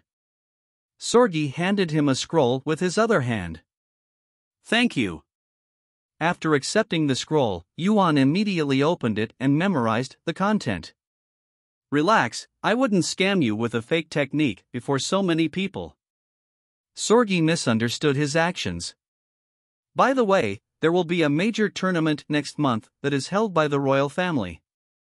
It's going to be something like our match just now, and I think you'll do great in it. Perhaps you might even win the grand prize, which is a mythic rank body refining technique, Sorgi suddenly said. What? A mythic rank body refining technique? Yuan's eyes widened with surprise. However, as much as he wanted to participate in the tournament, he will have to leave the Giants continent with the Huang family in 14 days. I would love to participate, but unfortunately, my time here is limited, so I won't be able to participate. That's a pity. I wanted to see how you would fare against the best warriors in the Giants continent. Sorgi shook his head. Sometime later, Yuan retrieved his clothes and spatial rings from Huang Shaoli, who was staring at him with admiration. Yuan, you totally overwhelmed that giant. I still can't believe it. How do you train your body? It's nothing fancy. I just temper my body with medicine, he calmly said. Those must have been some expensive treasure since you were able to defeat a giant using your raw strength. No, my strength is actually weaker than Sorgi. Something else allowed me to defeat him. He shook his head. Ha? What? I don't know. I am also trying to figure it out. Let's continue our tour for a little more before we head back to the hotel, Huang Shaoli suggested. Sure. Meanwhile, somewhere in the giant's continent, a giant that had been sitting on a throne as large as a mountain slowly opened his eyes, his gaze filled with dominance. That aura just now. The giant slowly stood up and turned to face the direction of the southern stronghold. Ah. Have you finally returned, my old friend? I have been waiting for this day ever since I perfected the great mammoth body refinement. I will not lose this time. This giant suddenly bent his knees in a way that looked like he was prepared to jump, and the next moment, he jumped, soaring towards the southern stronghold faster than a rocket. About an hour after Yuan fought with Sorgi, he returned to the hotel with Huang Shaoli. Father! Mother! You will not believe what happened when we were outside. Yuan fought with a giant and won. Huang Shaoli bragged about his match with Sorgi the moment she returned home. What? He fought a giant? What happened? Are you guys okay? Huang Qin misunderstood the situation and panicked. After all, if a human picked a fight with a giant while they were in this place, nobody would be able to save them if the giants decided to destroy them. It's fine, Father. It wasn't a fight. It was a legit match. Yuan even won a divine rank technique from it. Huang Shaoli cleared up the misunderstanding. Seriously? Yuan, you're truly full of surprises. It's nothing much, he said with a smile. Anyways, I am going to study this new technique that I acquired. If you need me, don't hesitate to interrupt me, he said to them before going into another room. Sometime later. You have learned Golden Mountain Body Refinement. Golden Mountain Body Refinement. Rank, Divine. Mastery Level 1. Description: strengthens your body to become even tougher than that of a mountain made of pure gold. After learning the technique, Yuan stood up and tried it. Golden Mountain Body Refinement. After activating the technique, Yuan could see a thin layer of golden light protecting his body, and he could also feel his body getting stronger. In order to train body refinement techniques, I will need people to hit me while I am using the technique. He went to grab Huang Shaoli a moment later. What happened to the technique? She asked him. I have already learned it, he calmly said. Why you what? There's no way you learned a divine rank technique in less than an hour, she exclaimed. Yuan didn't say anything and decided to prove it by showing her the technique. You actually managed to learn it in under an hour. Now that I think about it. You're also a quick learner when it comes to array symbols, she muttered in a dazed voice after seeing the golden glow protecting his body. I want you to hit me as hard as you can, Yuan suddenly said to her. Sure. Huang Shaoli did not hesitate and prepared to throw her fist at him. However, he quickly stopped her and said, Hold it. Why are you using your hand? Use a weapon instead. You're going to break your hand like that. What? Did I hear right? You want me to strike you with a weapon? She looked at him with wide eyes. Don't worry, I will be fine. Even if I am not fine, I won't blame you for it, he said with a smile. That doesn't make me feel any better, but whatever. I trust you.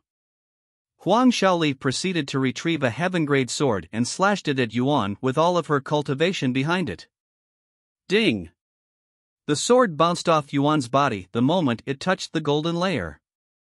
This isn't too bad. I don't have my invisible dragon cloak on right now, so I was expecting to bleed a little. Yuan said after seeing the results. You were expecting to bleed?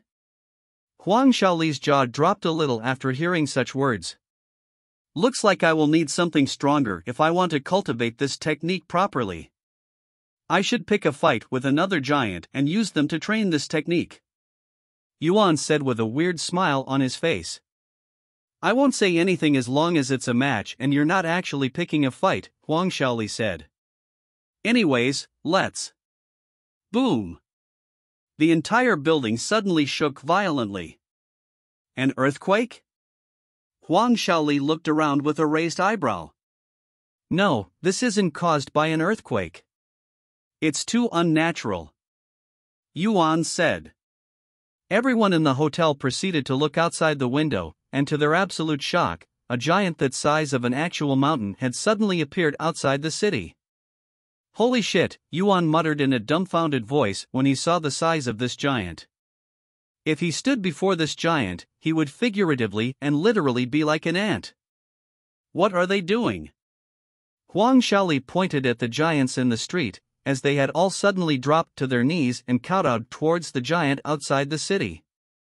Her question would be answered the following moment when every giant in the city could be heard shouting. We pay respects to His Majesty, Giant Emperor Kulis. The entire city shook for a second time when all of the giants there paid their respects to Giant Emperor Kulis, who was the current ruler of the giants' continent. However, Giant Emperor Kulis ignored the giants and swept the city with his gaze. Every single individual that entered his gaze trembled with awe. A few moments of silence later, Giant Emperor Kulis spoke in a deafening voice, "How long do you plan on hiding? I know you're here. Tian Yang, get your ass out here and fight me." Yuan's eyes widened with shock when he heard the name Tian Yang come out of the giant emperor's mouth. This is Tian Yang's memories? I thought this was the god of war's memories. And what relationship does he have with the giant emperor? The giant emperor looks pissed. He cried inwardly, not daring to respond to the giant emperor's call, as that would be akin to suicide with his current strength. Chapter 1021, Giant Emperor Kulis. Tian Yang. Get your ass out here. I won't move a single inch until you come out and fight me like a man. Or have you become a coward since our last duel? Giant Emperor Kulis roared when Yuan didn't respond to his callings. The giants in the city were baffled by the Giant Emperor Kulis' words. In their eyes, Giant Emperor Kulis was the strongest giant in their race. He was a proud warrior with a godlike physique that has never lost a fight before. While many giants would challenge him, they don't recall the last time he personally challenged another person to a fight. And judging by his recent words, it seemed that Giant Emperor Kulis was desperate to fight this individual known as Tian Yang. However, nobody there knew of a giant by that name. Do you know of a Tian Yang? No, I don't. The giants in the city mumbled to each other while Giant Emperor Kulis stood before their city, his gaze sweeping through it. Just who is this Tian Yang, and why does the giant emperor want to fight him? Huang Shaoli mumbled in a dazed voice as she stared at the massive giant standing outside the city. Who knows, Yuan shrugged. Despite being very confident in his own strength, Yuan knew that he was not an opponent for Giant Emperor Kulis, who appeared to be above Spirit Sovereign. Therefore, he decided to ignore Giant Emperor Kulis' entire existence by pretending to not see him. I'm going to cultivate, Yuan said as he returned to his room. However, he would soon realize that was an impossible feat with the giant emperor shouting his name every few minutes. Tian Yang. You dare ignore me? Get your ass out here. Tian Yang. I have all day. I will stand here until you leave. Giant Emperor Kulis made it impossible for the residents of the city to have a peaceful mind and impossible to cultivate. However, none of the giants complained. They wouldn't dare to complain even if Giant Emperor Kulis decided to erase their city from the continent. In the giants' continent, Giant Emperor Kulis was nature and the law. Whatever he says goes. However, while the giants could not do anything about Giant Emperor Kulis, they could do something about this Tian Yang. This Tian Yang is ignoring His Majesty's summoning and making His Majesty wait. The audacity. Yeah. Let's find this bastard for His Majesty. Drag out this Tian Yang from whatever rat hole he's hiding in. Eventually, all of the giants in the city began looking for this Tian Yang. I think this Tian Yang is a human. Yeah. No giant would ever disobey His Majesty so openly. Gather all of the humans in this city. We must find this Tian Yang at all cost. The giants in the city began gathering all of the humans they could find outside the city, where Giant Emperor Coolus was waiting. Yuan. The hotel staff are telling us that we need to gather with the other humans outside the city. Huang Shaoli called for him outside his room. Seriously? Yuan rubbed his eyes in a stressful manner after hearing her words. Is it impossible to avoid the Giant Emperor? Do I really have to fight him? He wondered as he opened the door and went outside. It's alright, you guys can stay here, Yuan said to the Huang family after leaving his room. Ha? Did you not hear me? They want every human in the city to gather outside the city. They could kill us if we refuse. This is all because of Tian Yang, who's been ignoring the Giant Emperor. Huang Shaoli gritted her teeth in frustration.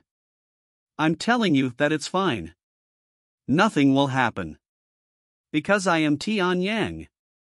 Yuan revealed this fact to them. Why you're Tian Yang? They all stared at him with shocked faces.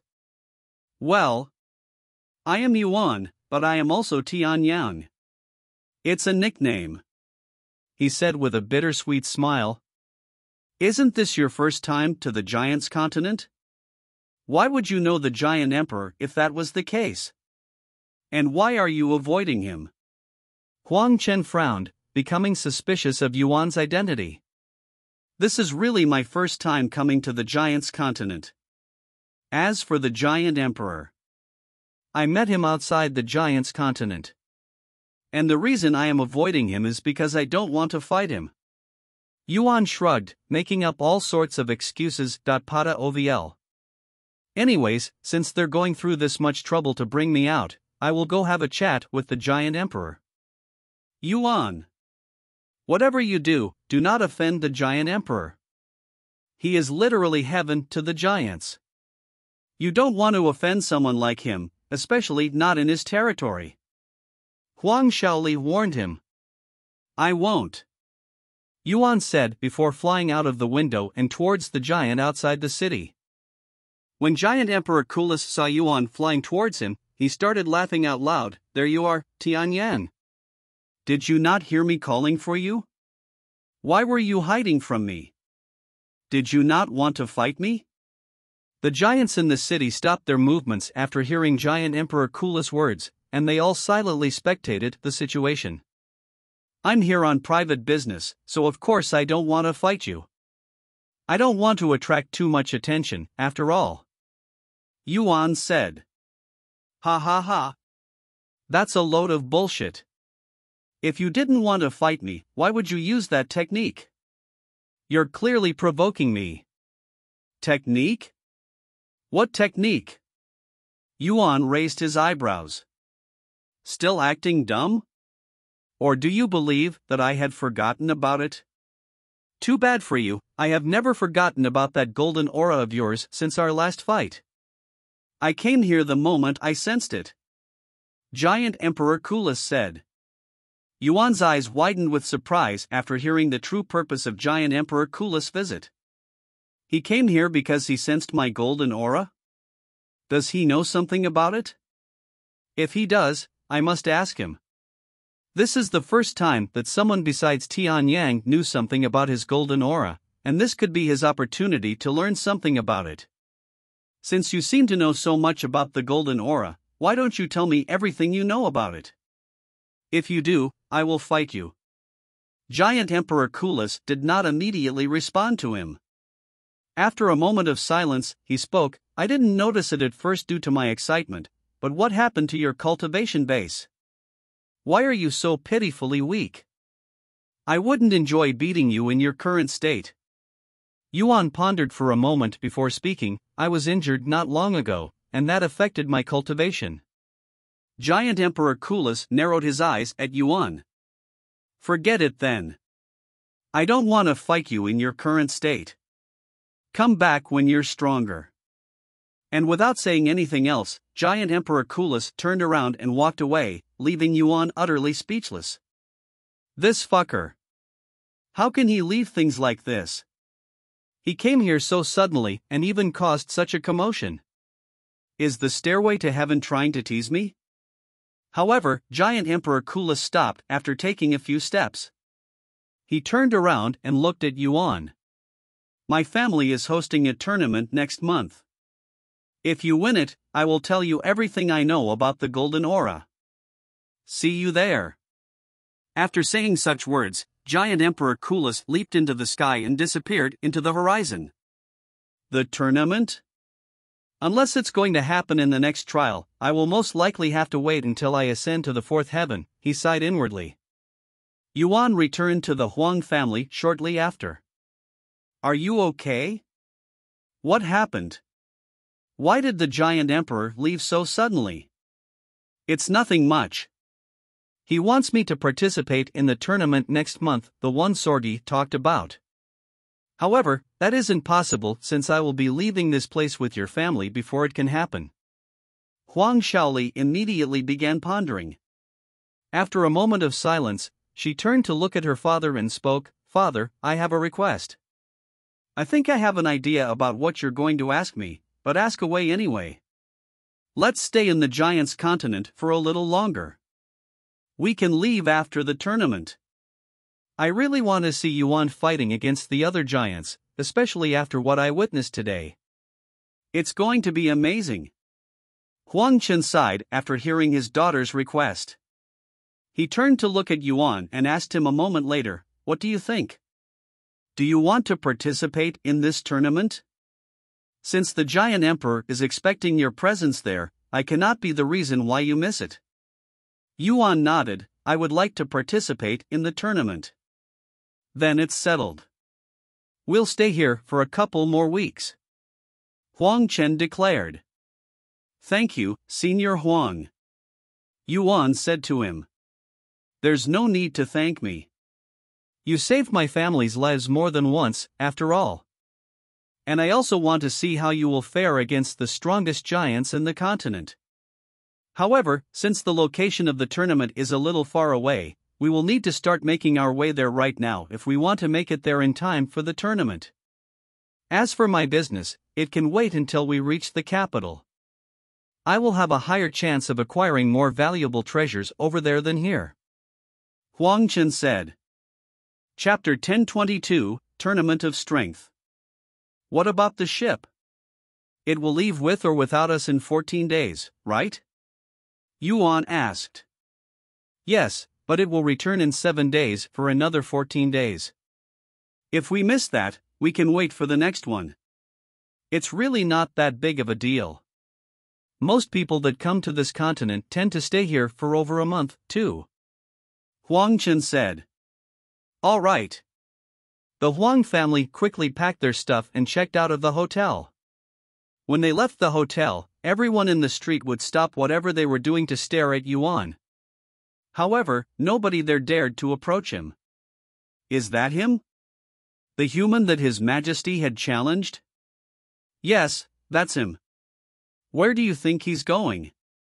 According to the rumors, His Majesty is expecting to see him at the tournament next month.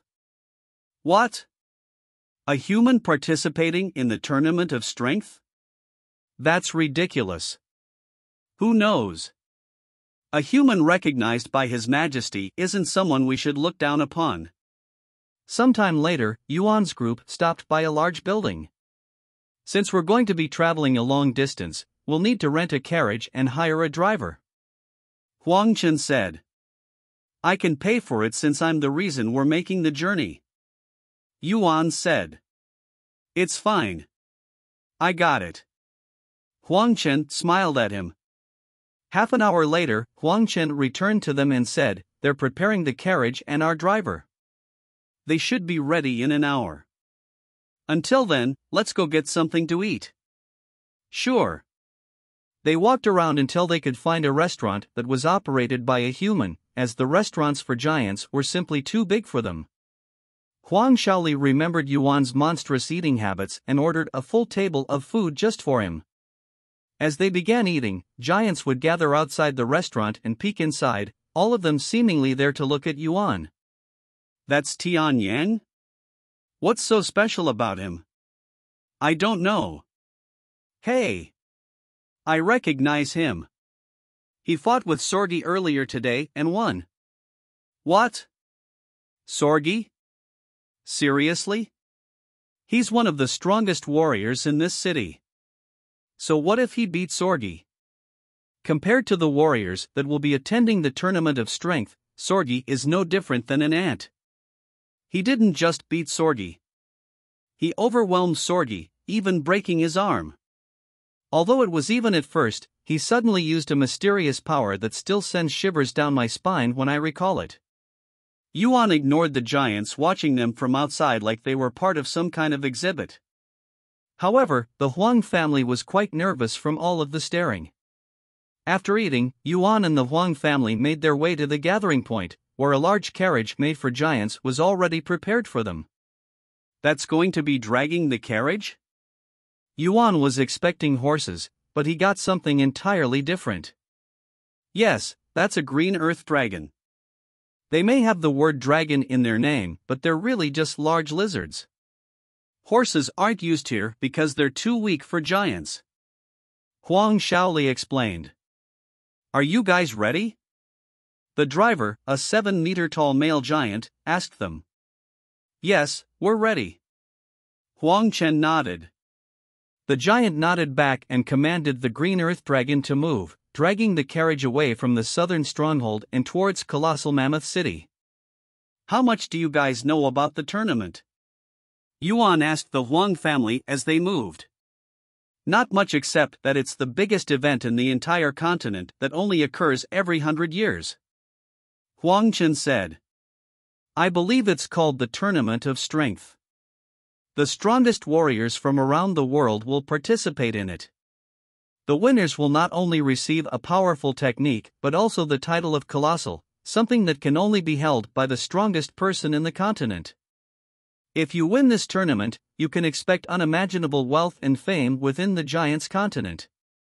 Rumors even say that you'll be able to join the royal family by marrying one of their princesses. Huang Shaoli added. The royal family. That would be the giant emperor's family, right? Yuan asked for confirmation. That's right. Giant Emperor Kulis is not only the strongest entity in this world but also the most influential. His words are the law and his actions are akin to nature. Nobody dares to oppose him. Do you think you'll be able to win the tournament? She asked a moment later. Yuan immediately shook his head with a bittersweet smile. In my current state? I don't think so. Really? Even though the giant emperor wanted you to participate? I have no idea what that guy has in his mind. He shrugged. Sometime later, the driver suddenly shouted, We have incoming magical beasts. They stopped talking and looked in front of them, where a single beast that stood on 2 legs could be seen blocking the road. That's a wingless dragon. And it's emitting the strength of a spirit emperor. Qin Kai exclaimed. If there's only one of them, I can handle it. Yuan said as he leaped from the carriage and into the sky, where he quickly charged up a heaven-splitting sword strike. Whoosh! The wingless dragon was consumed by the heaven-splitting sword strike, disappearing alongside the road, where a large crater now existed. The giant stopped the carriage for a moment to look at Yuan with wide eyes, seemingly not daring to believe his eyes.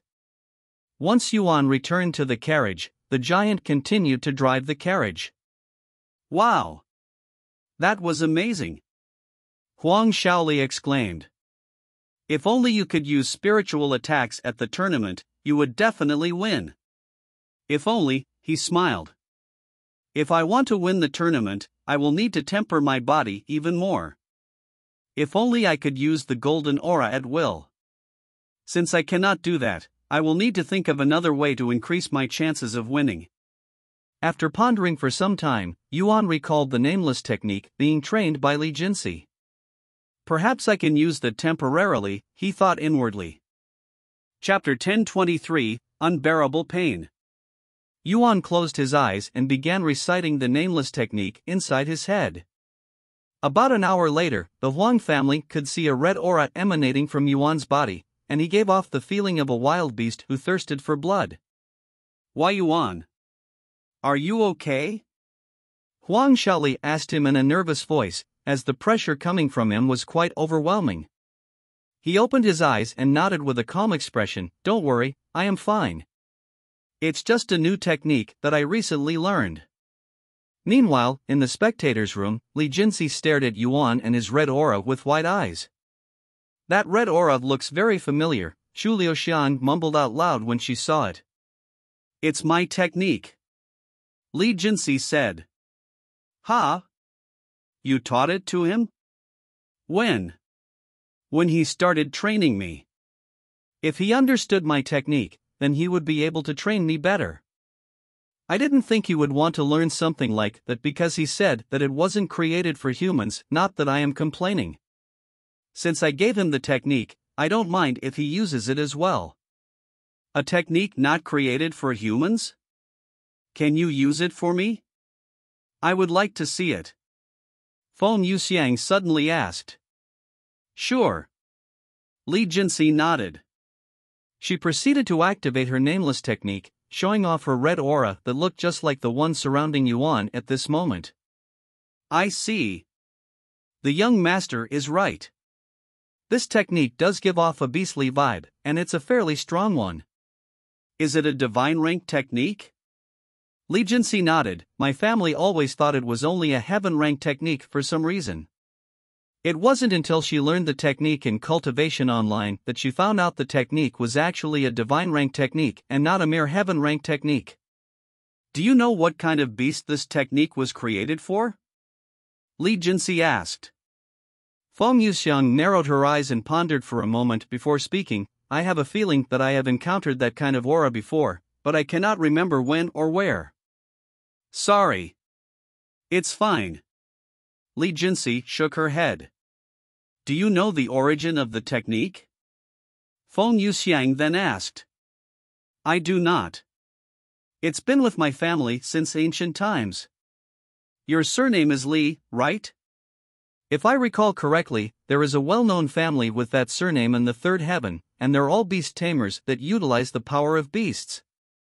"Maybe they know something about it. I guess we'll find out when we get there." Half an hour later, Yuan's carriage encountered another magical beast. This time, he did not use heavenly splitting sword strike. Instead, he used the nameless technique and confronted the magical beast head-on with the Empyrean Overlord. Sha! The Empyrean Overlord sliced through the magical beast as though it was tofu, and Yuan noticed his aura growing a little stronger when he killed the magic beast. Nameless technique. Rank, divine. Description: increases your overall strength and removes the limit on your body to a certain extent. The nameless technique was a simple yet profound technique that is more than it appears.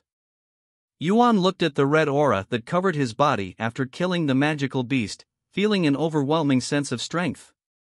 However, right as he was getting comfortable with the nameless technique, Yuan suddenly felt an intense sensation of pain coming from his heart, almost like he was having a heart attack.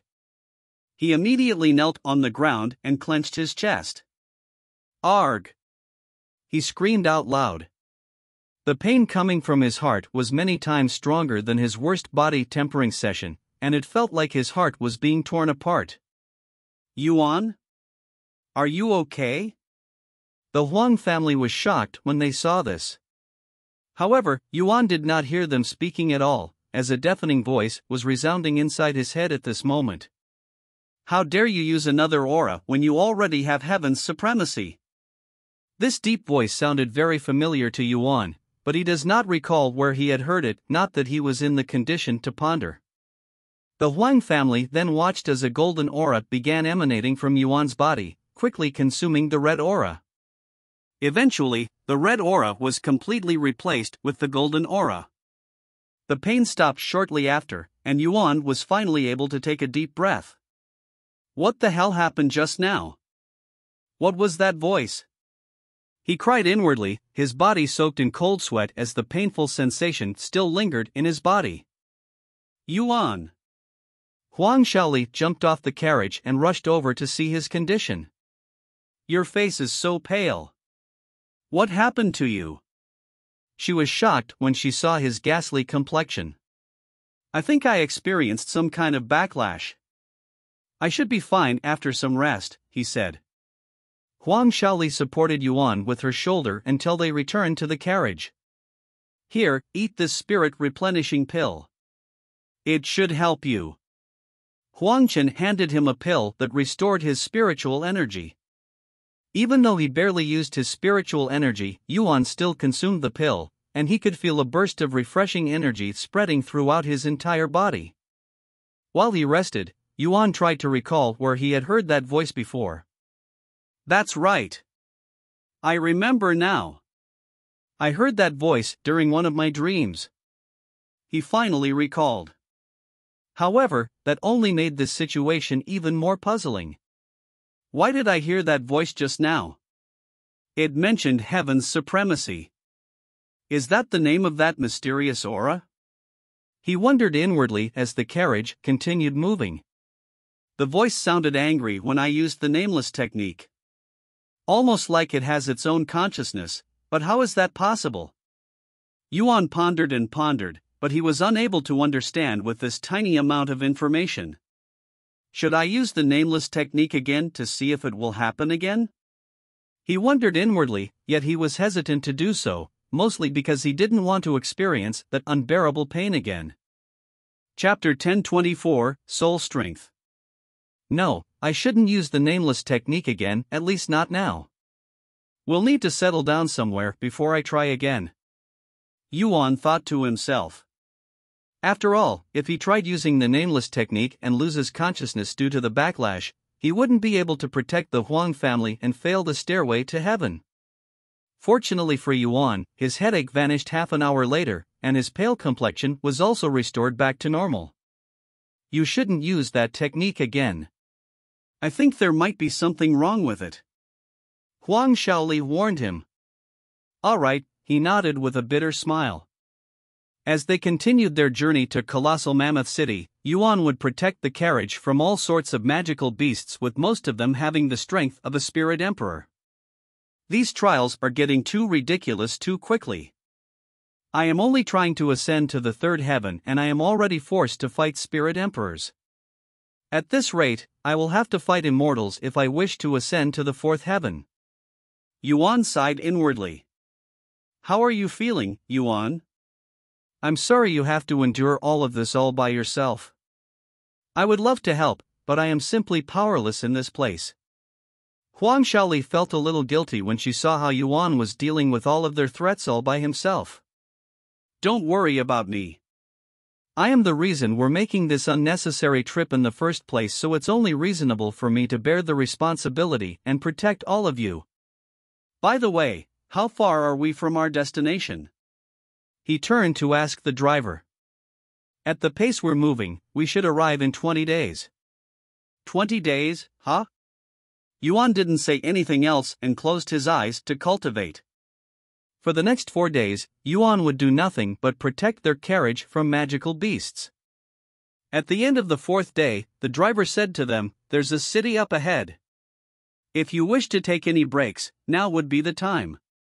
We won't see the next city for another week after this one. I would like to take a bath and eat some food." Huang Shaoli immediately said. Do you mind if we stop here for a bit, Yuan? Huang Chen asked him. You don't need to ask me, even if you want to stay here for a night or two. Yuan said. All right, then we'll stop here for a couple of hours before we continue our journey. Huang Chen nodded. Once they arrived at the city, the driver said to them, I will wait for you here. Take as long as you need. Are you sure? You can take a break as well. Huang Shaoli said to him. Thank you for your consideration, but I take my job very seriously.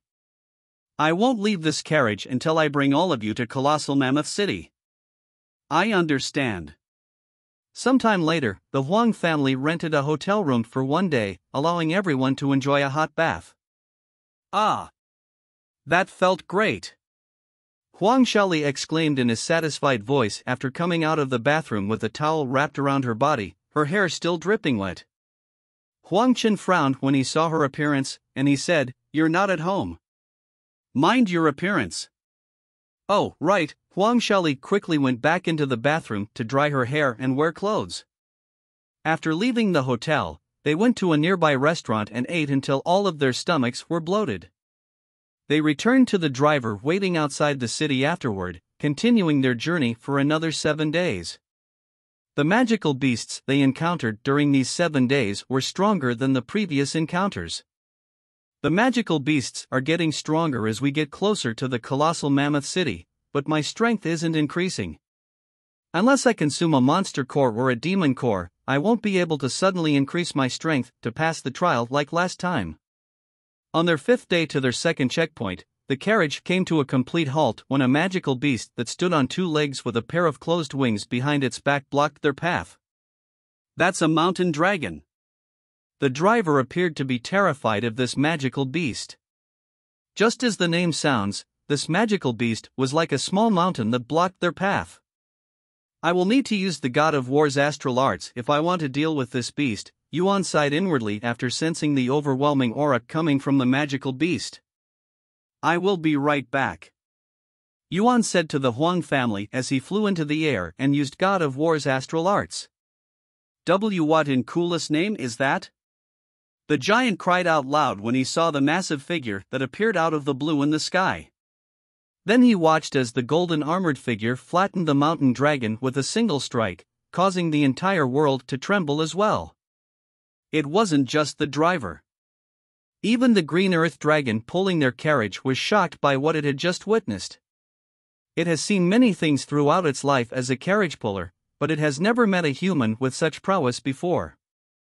Yuan returned to the carriage shortly after killing the mountain dragon with a pale complexion. Are you sure you're not pushing yourself? At this rate, you won't have enough strength left for the tournament, Huang Shaoli sighed as she positioned Yuan's head to rest on her soft legs. That technique uses my soul strength instead of my spiritual energy, so I will be fine as long as I get enough rest, he said. Soul strength, huh? Huang Shaoli suddenly put on a pondering face. She turned to look at Huang Chen and asked, Father, don't you know any arrays that could help replenish his soul strength? Actually, I do. He nodded. Really? Yuan was pleasantly surprised to hear this. Yes. Give me a minute. Huang Chen nodded as he began creating array symbols that Yuan didn't recognize. Chapter 1025, Soul Nourishment Array. After spending a few minutes creating array symbols, Huang Chen pointed his hands at Yuan and gestured for the symbols to activate Soul Nourishment Array. The array symbols surrounded Yuan and illuminated a beautiful golden light. Although the difference wasn't anything major, Yuan's soul strength was definitely recovering noticeably faster. How do you feel, Yuan? Huang Shaoli asked him. This array is really useful. I've been thinking about getting a soul cultivation technique, but this could work as well, at least temporary. Do you mind teaching me this array? I'll be able to use my trump card much more often if I have this array. Of course, it's okay to refuse. I am aware that it's a valuable array since anything that can restore soul strength is valuable. He asked Huang Chen.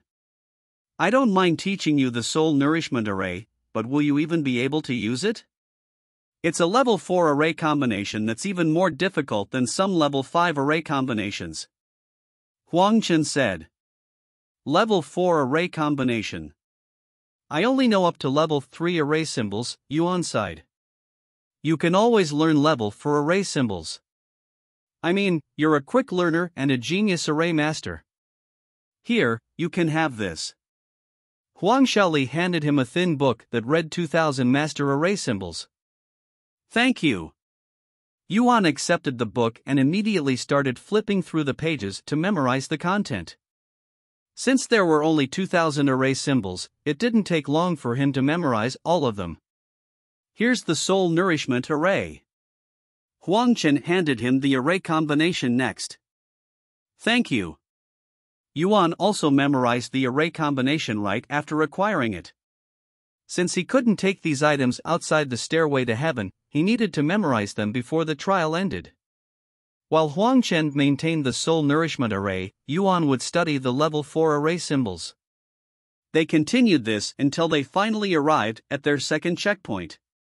Do you wish to rest here like before? The driver asked them. Yes, please. All right. Once the carriage was parked, Yuan and the Huang family entered the city to take another break. Shortly after Yuan and the others entered the city, a tall figure wearing a cloak approached their carriage, where the driver was patiently waiting for their return. Hey, I have some questions for you. The cloaked figure asked the driver. A woman? The driver raised his eyebrows after hearing her clear voice, and judging by the size of this figure, she appeared to be human. What kind of questions? The driver asked. The woman proceeded to ask him several questions. Sorry, but I cannot answer these questions. The driver politely refused this mysterious woman after hearing her questions. The woman sighed, I didn't want to do this, but... The driver immediately prepared to retaliate after hearing this woman's ominous words. Calm down. I'm not here to fight, she said after seeing the driver getting defensive and all. I'm going to show you my face. Don't shout too loudly. The woman said as she removed her hood just enough to reveal her facial appearance to the driver. Why you're... The driver's eyes widened with shock upon realizing the identity of this woman. Shoo.